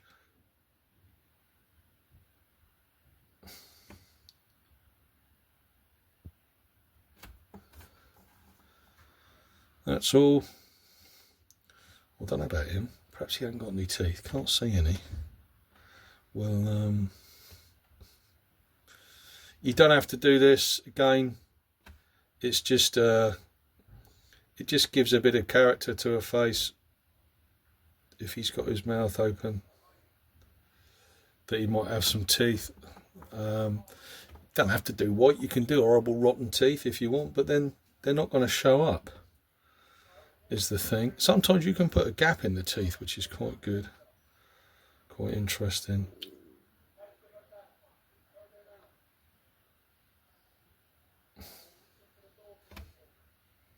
Can't really see his top teeth, but I think you can see them at the bottom. Not too much.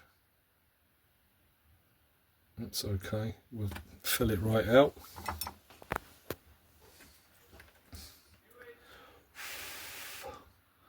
Try and blow it dry.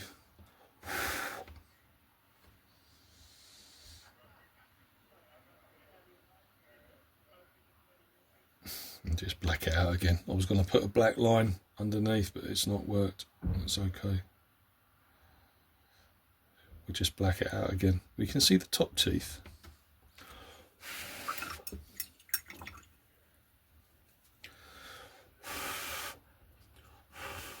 think it's because I might be trying to rush a little bit. I don't normally mess this up.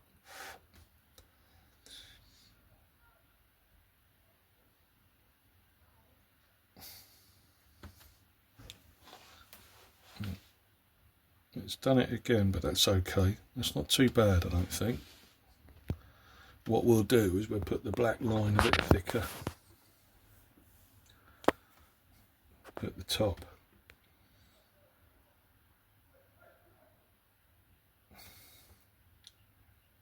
There you go. That'll do. Shields and weapons.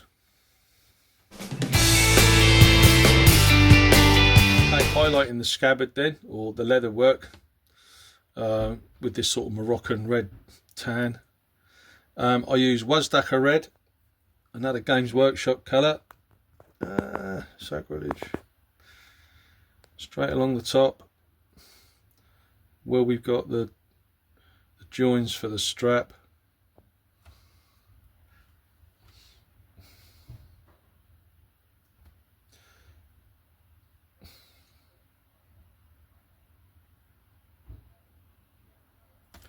Like so. Another one there. Up to the hilt.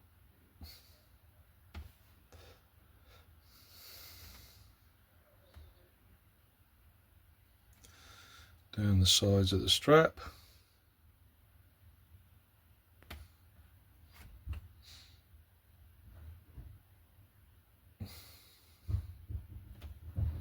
Just one ridge on the strap going up.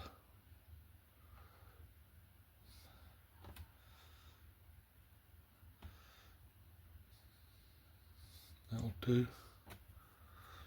Bit on the outside there.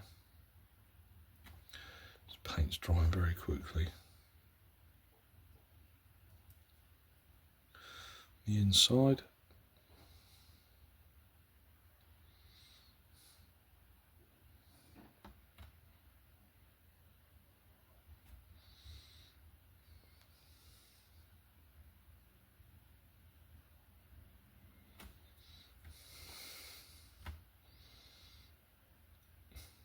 Underneath.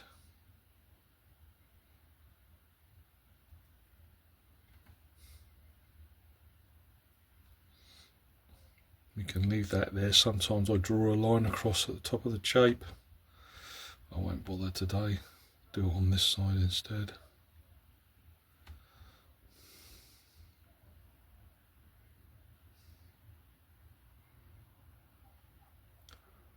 There we go.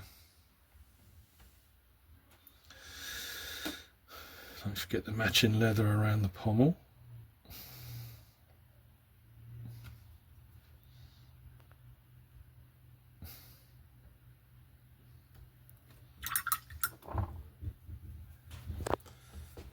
We've also got a scabbard on a long dagger on the jibber guy. This is when we can reintroduce right next to that line that we did.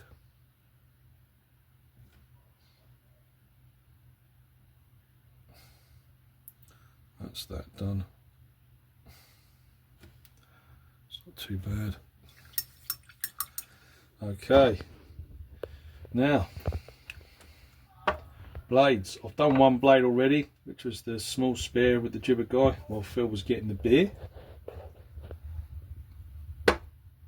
I use Foundry Spear Point for this. That's a really good shiny paint. First of all, straight along both edges of your blades, and sometimes that's all you want. That's all you need to do. But I'll give the sword a little bit more body. You pick out the quillins, and there's a central part of the quillin that helps form the locket in the scabbard.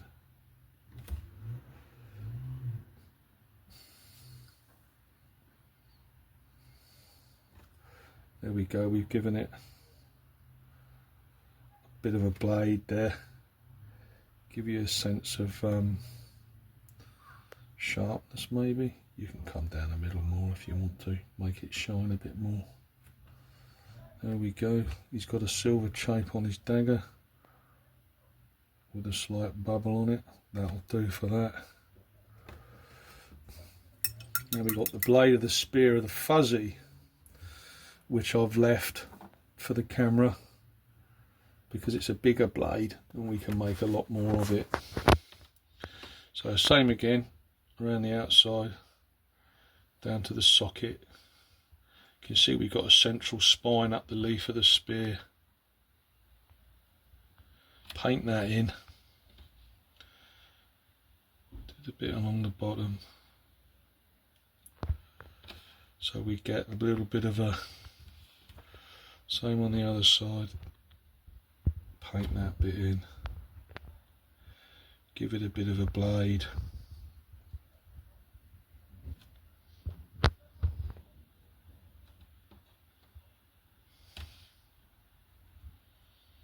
Not too bad. I've done better. That's better. Might as well join that up, that's better. Around the butt spike.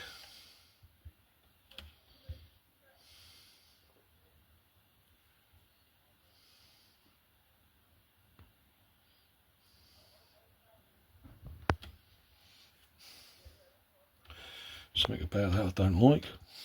I'll water that down a little bit. I think the paint's too thick.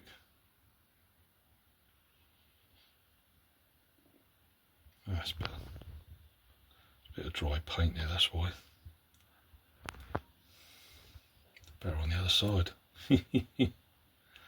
Never mind, we've got thousands to do, remember. Don't worry too much about it. Okay. Now the shield. So we've done it with raw hide, if you remember. So, raw hide light. To go over the top, we sat him on his back, you remember, so that wash would sink a little bit more evenly. It seems to have worked okay. Let's do the back. Don't worry too much about the back.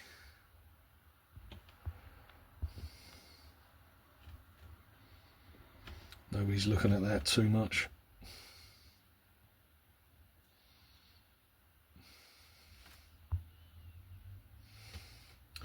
Obviously you want to make the front a little bit more pleasing to the eye, so do the outside rim, go all the way around.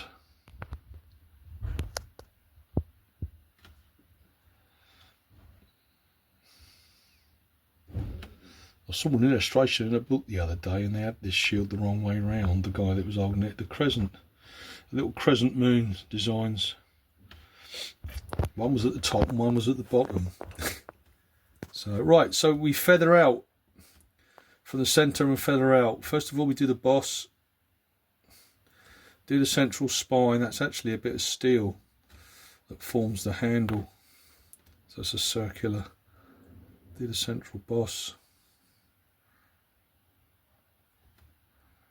There we go. That's enough for that.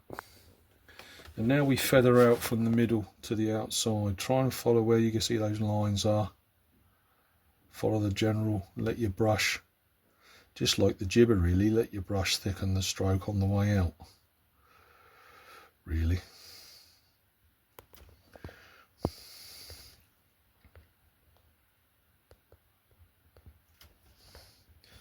Again. You won't be able to get each line perfect on the, but it doesn't matter, we're going to join them all up anyway.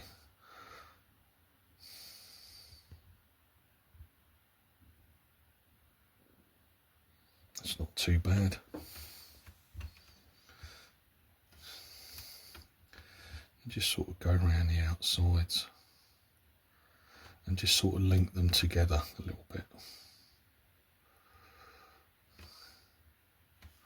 Like so.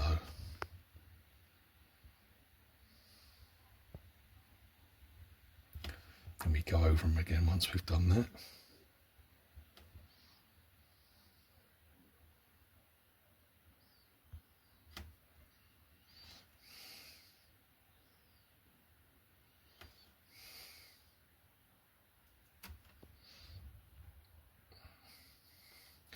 And there we go, we've got our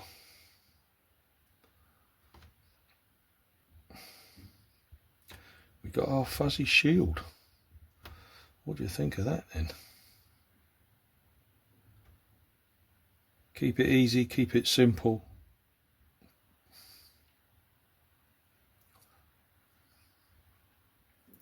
As I say, don't worry about the inside.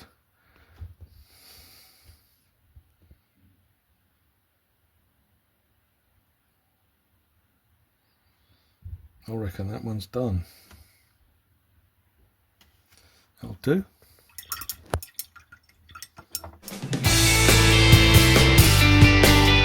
Okay then, patches on the jibbers. Second to last thing we do. The last thing we do is going to be the hair, just highlighting things, black things with grey. We'll do that.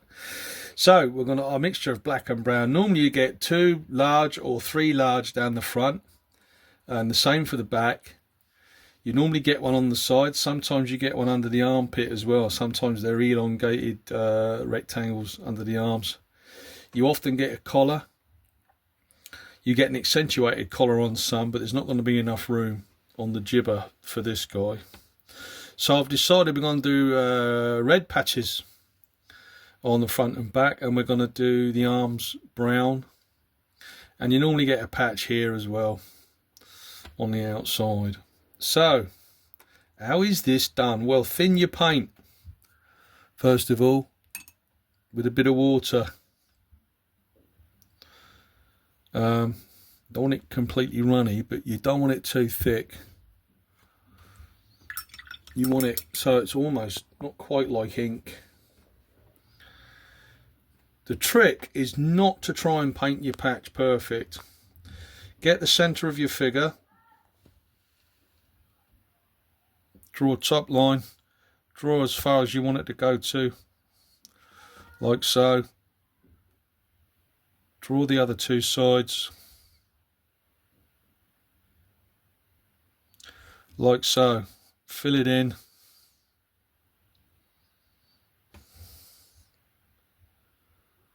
Like so. That's our first patch. Okay, second one. Now we need to leave these, it's a bit too thin. We need to leave these grooves. We need to follow the, no good drawing a straight line because his jibber's going this way.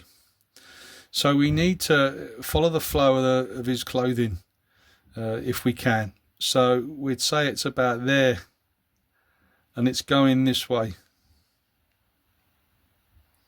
It's going across the top. And we're going to leave the shadow in of his jibber. And we're going to put this going down to there.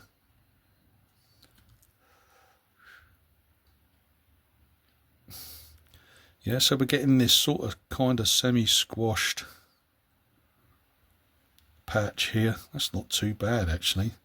That might not need a lot of straightening up. Okay, so it's following the line, if you want, of the way his clothing is going.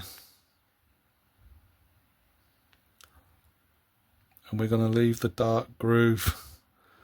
Going to leave that shaded. It hasn't quite worked. So we get, because we flowed into the crease, so we get a bit of black on our brush, and we'll do it now. Well, there's still a bit of red in it. And what we'll do is we'll just put that down the middle like that. Can you see? It's what's important to keep your black open. Right, let's do the back.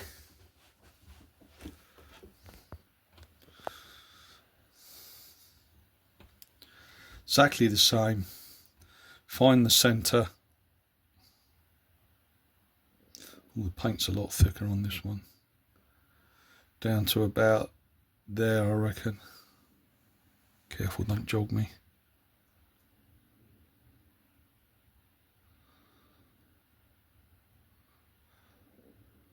Don't worry if the paint is too thick, you can always get your way around it. These patches were quite made the gibber even thicker. Okay, if anything, go bigger than you think, because what we're going to be doing is cutting them down. So, like I say, there might be another one here underneath the crossbelt, protruding either side, but we're just going to do, that's going slightly this way, isn't it? So we'll follow the line of that first.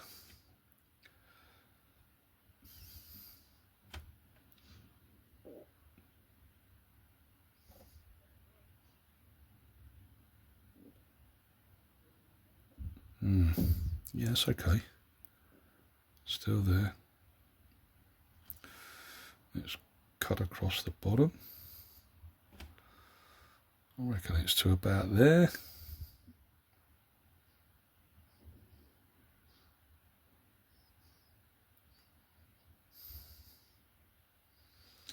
Okay, not too bad, not too bad. Straighten that a bit. We'd have a little bit of distortion here as it's bending that way, if you see what I mean, and it'll be bent down this way a bit more as well with the flow of his garment, if you understand what I mean. Oh, gone a bit over, but it won't matter. Again, we've got the black open, dip that in, mix it with a bit of red that we've already got on the paint. Just draw it down the centre, don't worry about going over the lines. 4 red patches so far, so good. Now if we really want to be up ourselves, we can continue these creases if you wanted to. You don't have to. It all looks a bit wonky at the moment, doesn't it? Don't worry, all is not lost. Right, brown. I forget which one I used before. I think it's this colour. Was it Dome Ball? I think it was. Was it dried up on me? No. Ideally, the red and the blue patches I think look the best. I think they're quite nice. But there you go. So you'd very often have as well patches on the sleeves.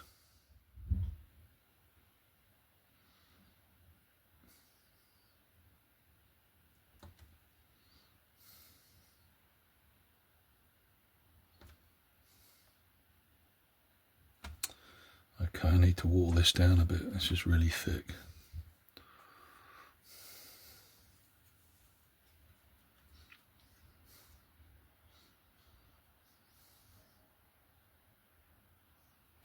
Let's wash that out a bit.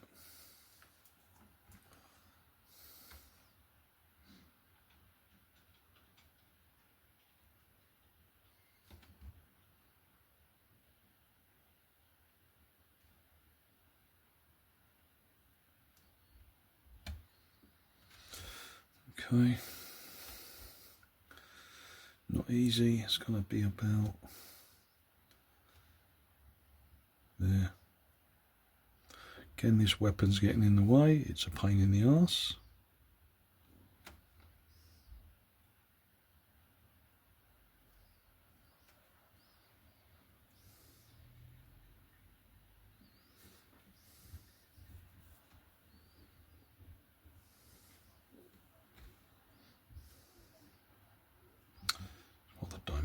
On that one.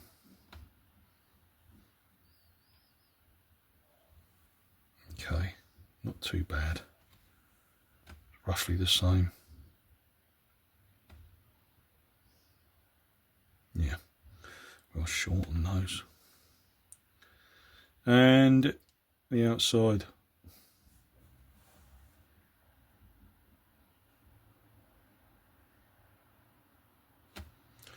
Too thick again.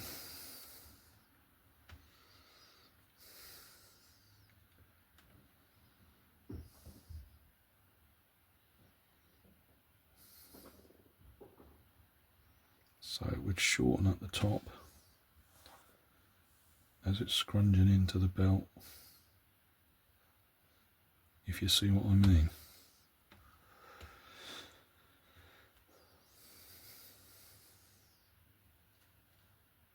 Don't worry about how much of a mess it looks now.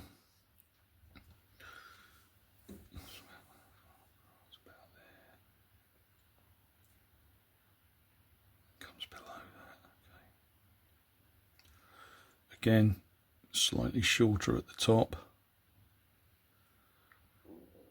because it's scrunching up near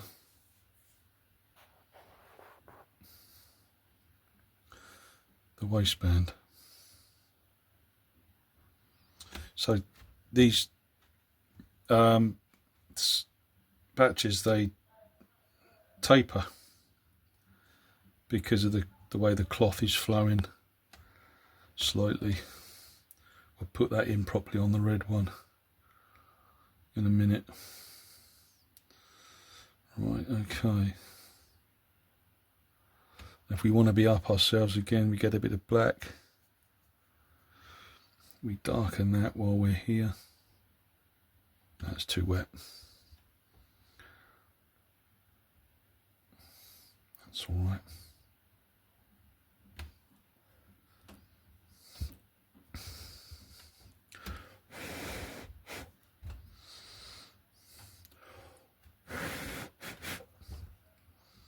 Try and blow it dry a bit.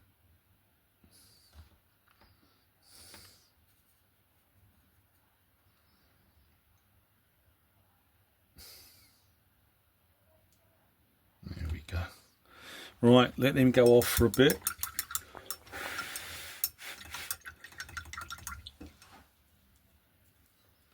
Now, if you notice on some of the jihadi that I did, the diamonds are very, very tiny.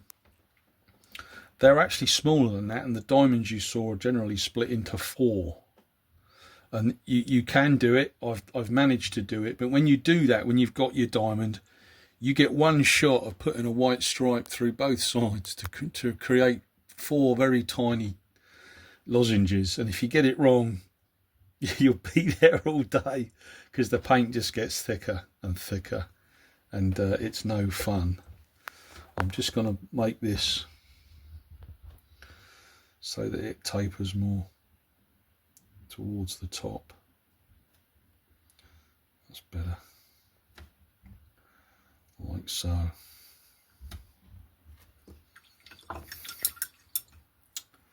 Right.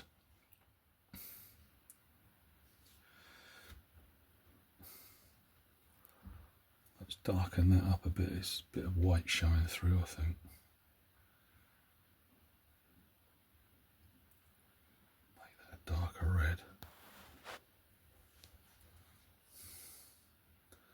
They're not too bad, are they, this side?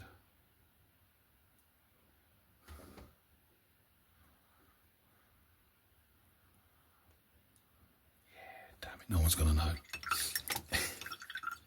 Perhaps they weren't that good seamstresses anyway. I think Wives and Girlfriends done this for these people. Right then, the tricky bit. Why didn't I bother trying to do it perfectly the first time? Well, because it's almost impossible, and you'll be there all day, so there's no point. Do it roughly. Get your white brush.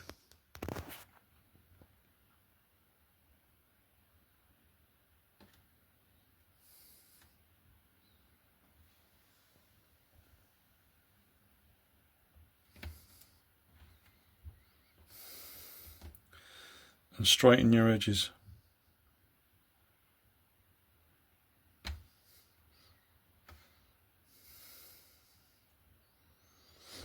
There's a bit of red in there.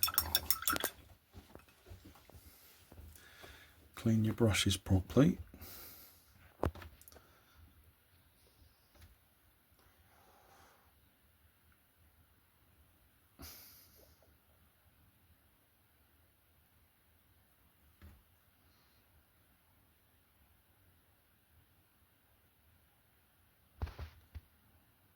do you reckon? That's not too bad. Getting there? We're getting there.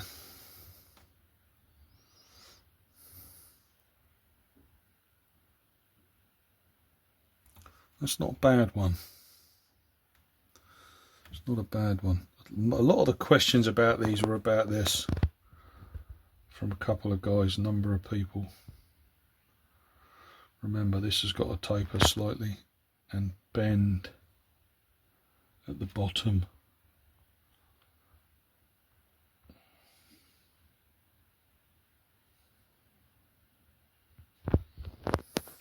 I think that one's done, don't you?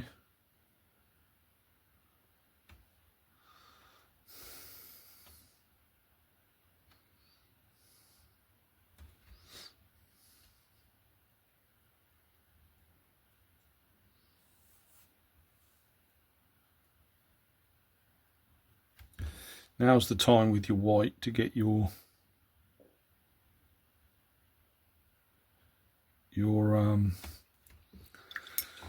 flow of the garment right, if you haven't got it right already.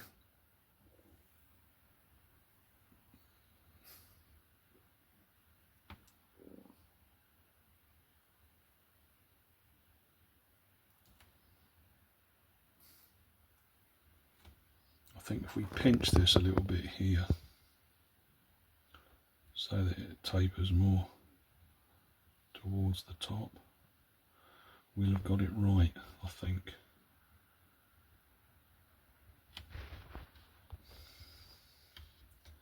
Not too bad.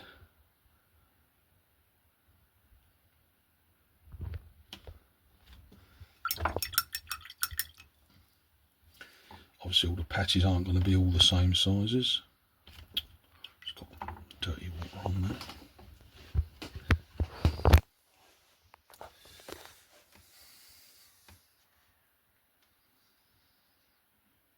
This is pretty straight, this one, so they're often harder to do.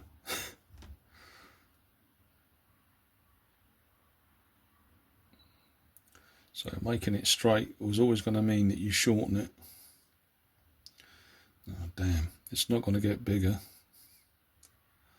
Done too much there. But that's okay. Matches the other one a bit more now. This is the tricky one. Do we worry about those creases? Damn. No, we won't worry about them. We'll go straight across and reintroduce them.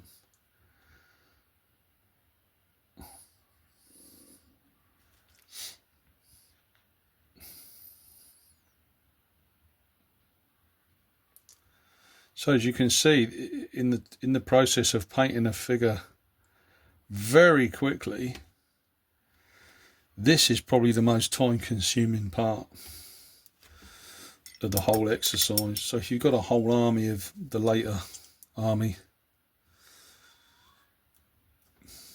good luck. I would say, you know, you keep it as simple as you can. I don't like that.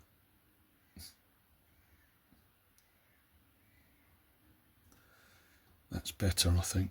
It's too long at the top. The crease as it gets bigger near the top would have decreased the size. Let me reintroduce that now. Bit of black and white.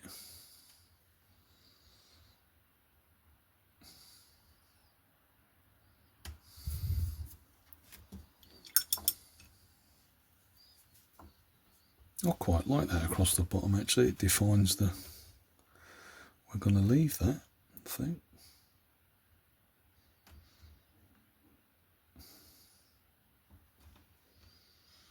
Not quite perfect, is it, across the top there? That's better. That's a good one. They're good ones. A bit straighter there. Crikey, is that me?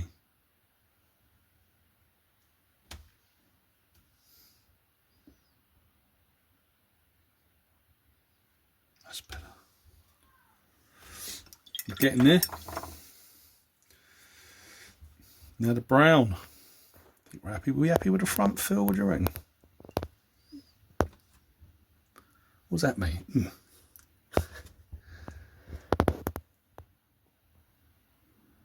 Okay. See, we've got a crease going through there. We could if we wanted, if we were really up ourselves. I'm not going to. Let's do the brown.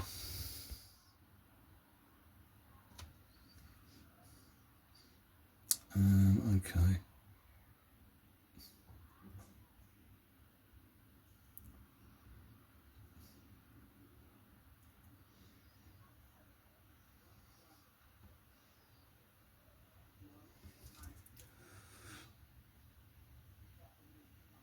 Straight line, straight down.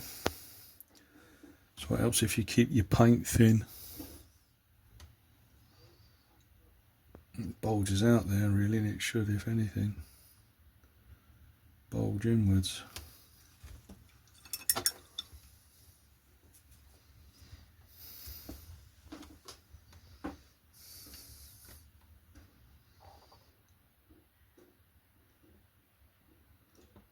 That's better.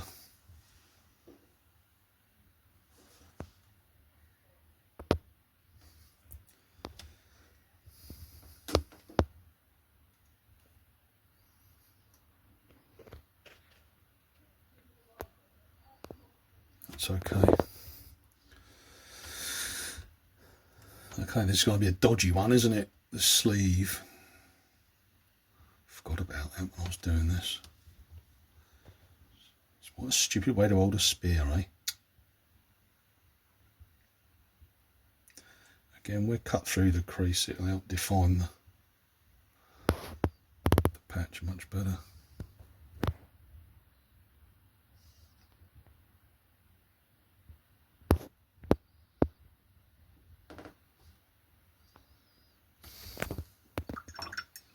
It's going to be the tricky line, the next one.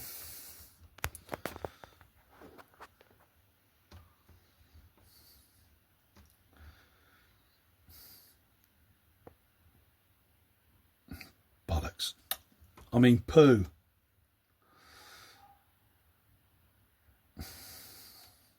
It's not bad, is it?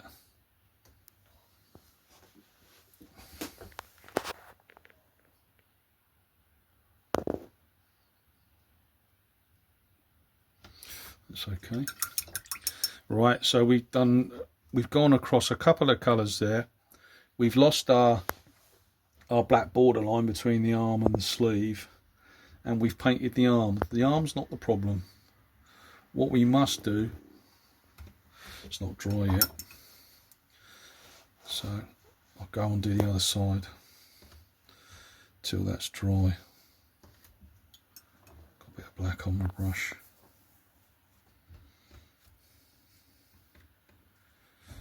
How big is that? Not very big at all now.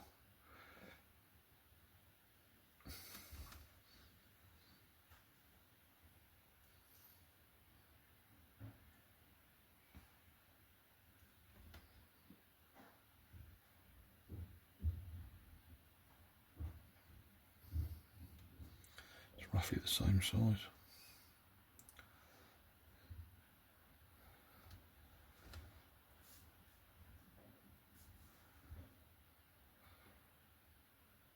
Not too bad. I've done the bottom one there, right? I've done that one. Remember, they've got to look good at a distance, really. You know, a lot of people say, oh yeah, but they do actually look good up close. They do. If you examine, you'll know when you take your photographs, you'll blow them up and you think, oh, crikey, I've missed loads off there. I shouldn't have done this like that, and I shouldn't have done that like this. But remember, they're only toy soldiers. Don't worry about it. It's not important. I can hear you all screaming.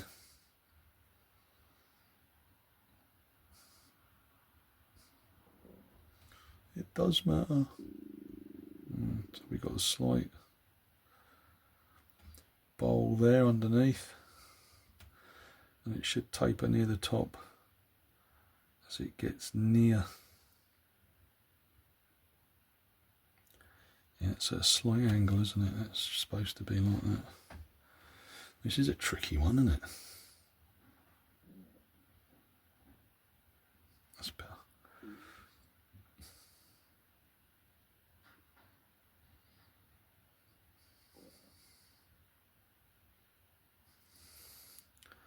I don't think that's too bad.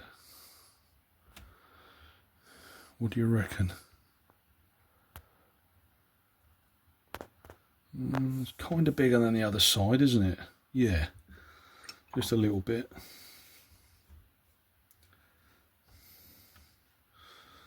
Maybe take this side up a bit.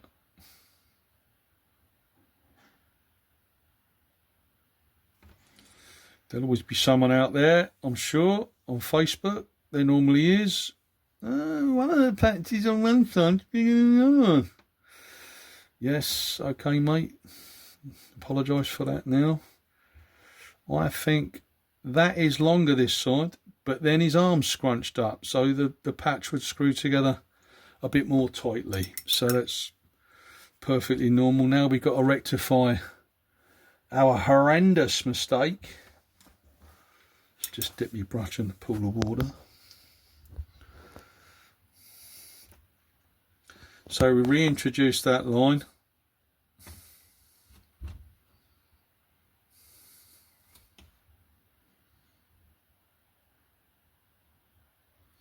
Like so.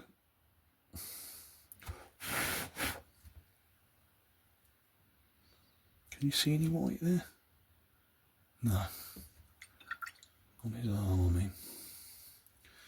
And I think that was North African flesh, wasn't it?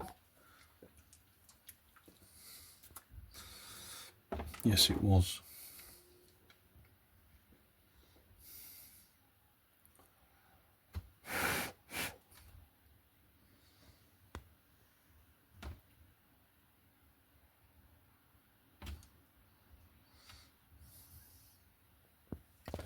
There we go.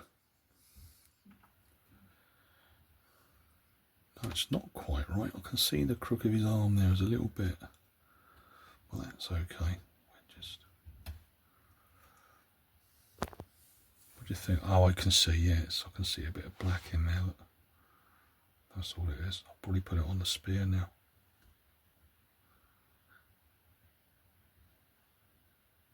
There we go. What do you think? Obviously, we're going to disable comments, so I don't care what you think. Because what happens is people tend to... I reckon that should come up a bit, Phil, don't you? Yeah. Don't you?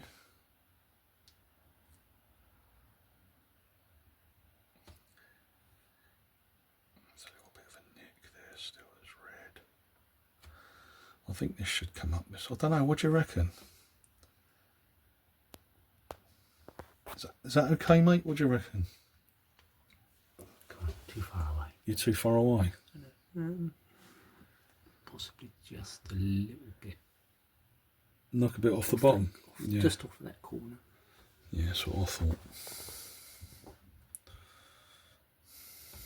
That's exactly what I thought.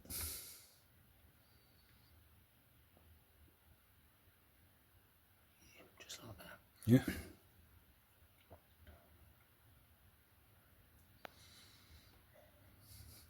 It's better, isn't it? Yeah. It's just tucked into that crease then, isn't it?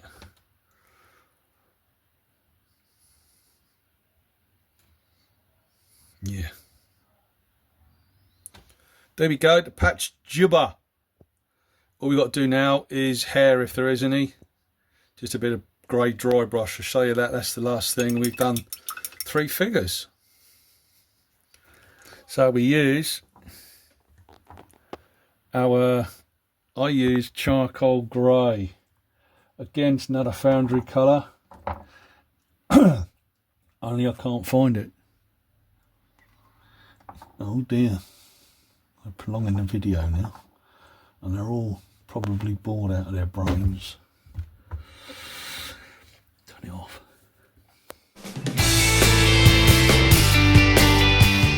Okay, forgot to do necklace on the fuzzy, which I should have done when I was highlighting the scabbard. So here we go. It's just a series of dots, basically. Very difficult when a shield is in the way.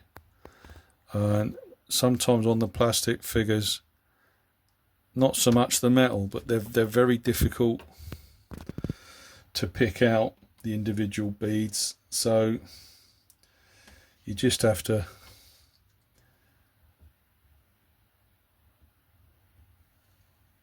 judge where you think they'll be. They disappear up into his neck, that's fine, we'll leave that. His shield's in the way.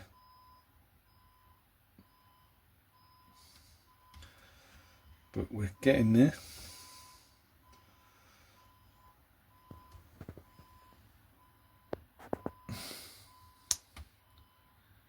Okay.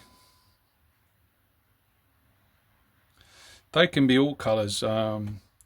Some beads are blue. Red was very common. White, and of course the plain wooden colour was probably common as well. So we've gone over there a little bit. We reintroduced the black line on that. We got a couple.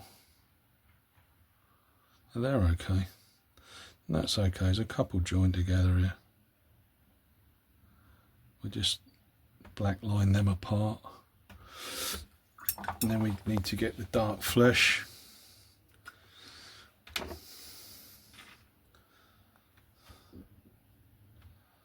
And just nudge that back up to the necklace. And there's that repair job done. Won't really bother with the back of his neck. You can just about see them. If you're being picky, just put a couple of dots at the back. Oh, I've done it again. Getting tired now, I'm fed up. Okay, not a problem.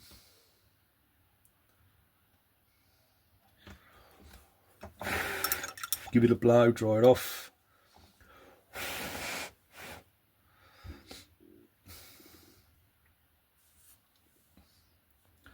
That's the fuzzy necklace done. Like I said, red, white, blue beads, but often just plain light wood will pick them out. Spear shaft light are normally used for that. Okay, if you've got any fellas with hair or any dark, you know, black items, get your charcoal grey, just dry brush, take most of it off your brush, and just give the fuzzy's hair a bit of a dusting, just to pick out the texture of his fuzzy wuzzy hair, hence his name.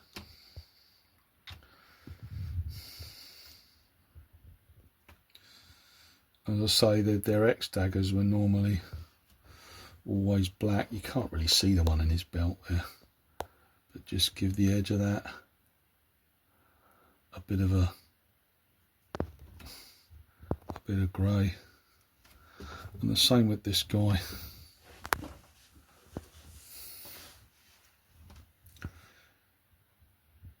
Just put an edge on the X dagger. That's fine. Okay, then we can, if we want to, if we're getting really picky, we can do the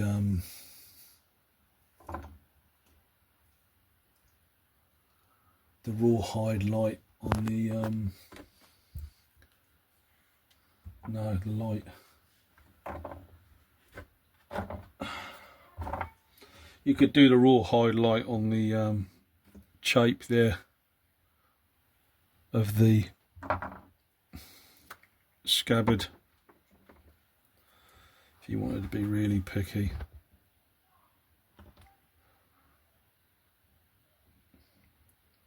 Hasn't made a lot of difference, but it's normally snake, lizard, crocodile skin, something like that. Finished. So after that, I use varnish, I use matte, I use Vallejo, I brush it on in the summer months. If your ventilation's not perfect, sometimes your spray can varnish will start to dry mid-air and you'll get an opaque, misty finish and it completely ruin your figures. So it's always best to brush on. I normally use this stuff. Vallejo matte acrylic. There you go, Vallejo have been redeemed. This is really good, blanks everything out, so even if you've got a bit of a glaze with your washes, 'cause some of them go a bit shiny, there you go. A later Mahdist in his patch jibber and a fuzzy and another answer. We could have done some patterns around the hat, the options there. I might do that and show how that's done another time. Thanks for watching.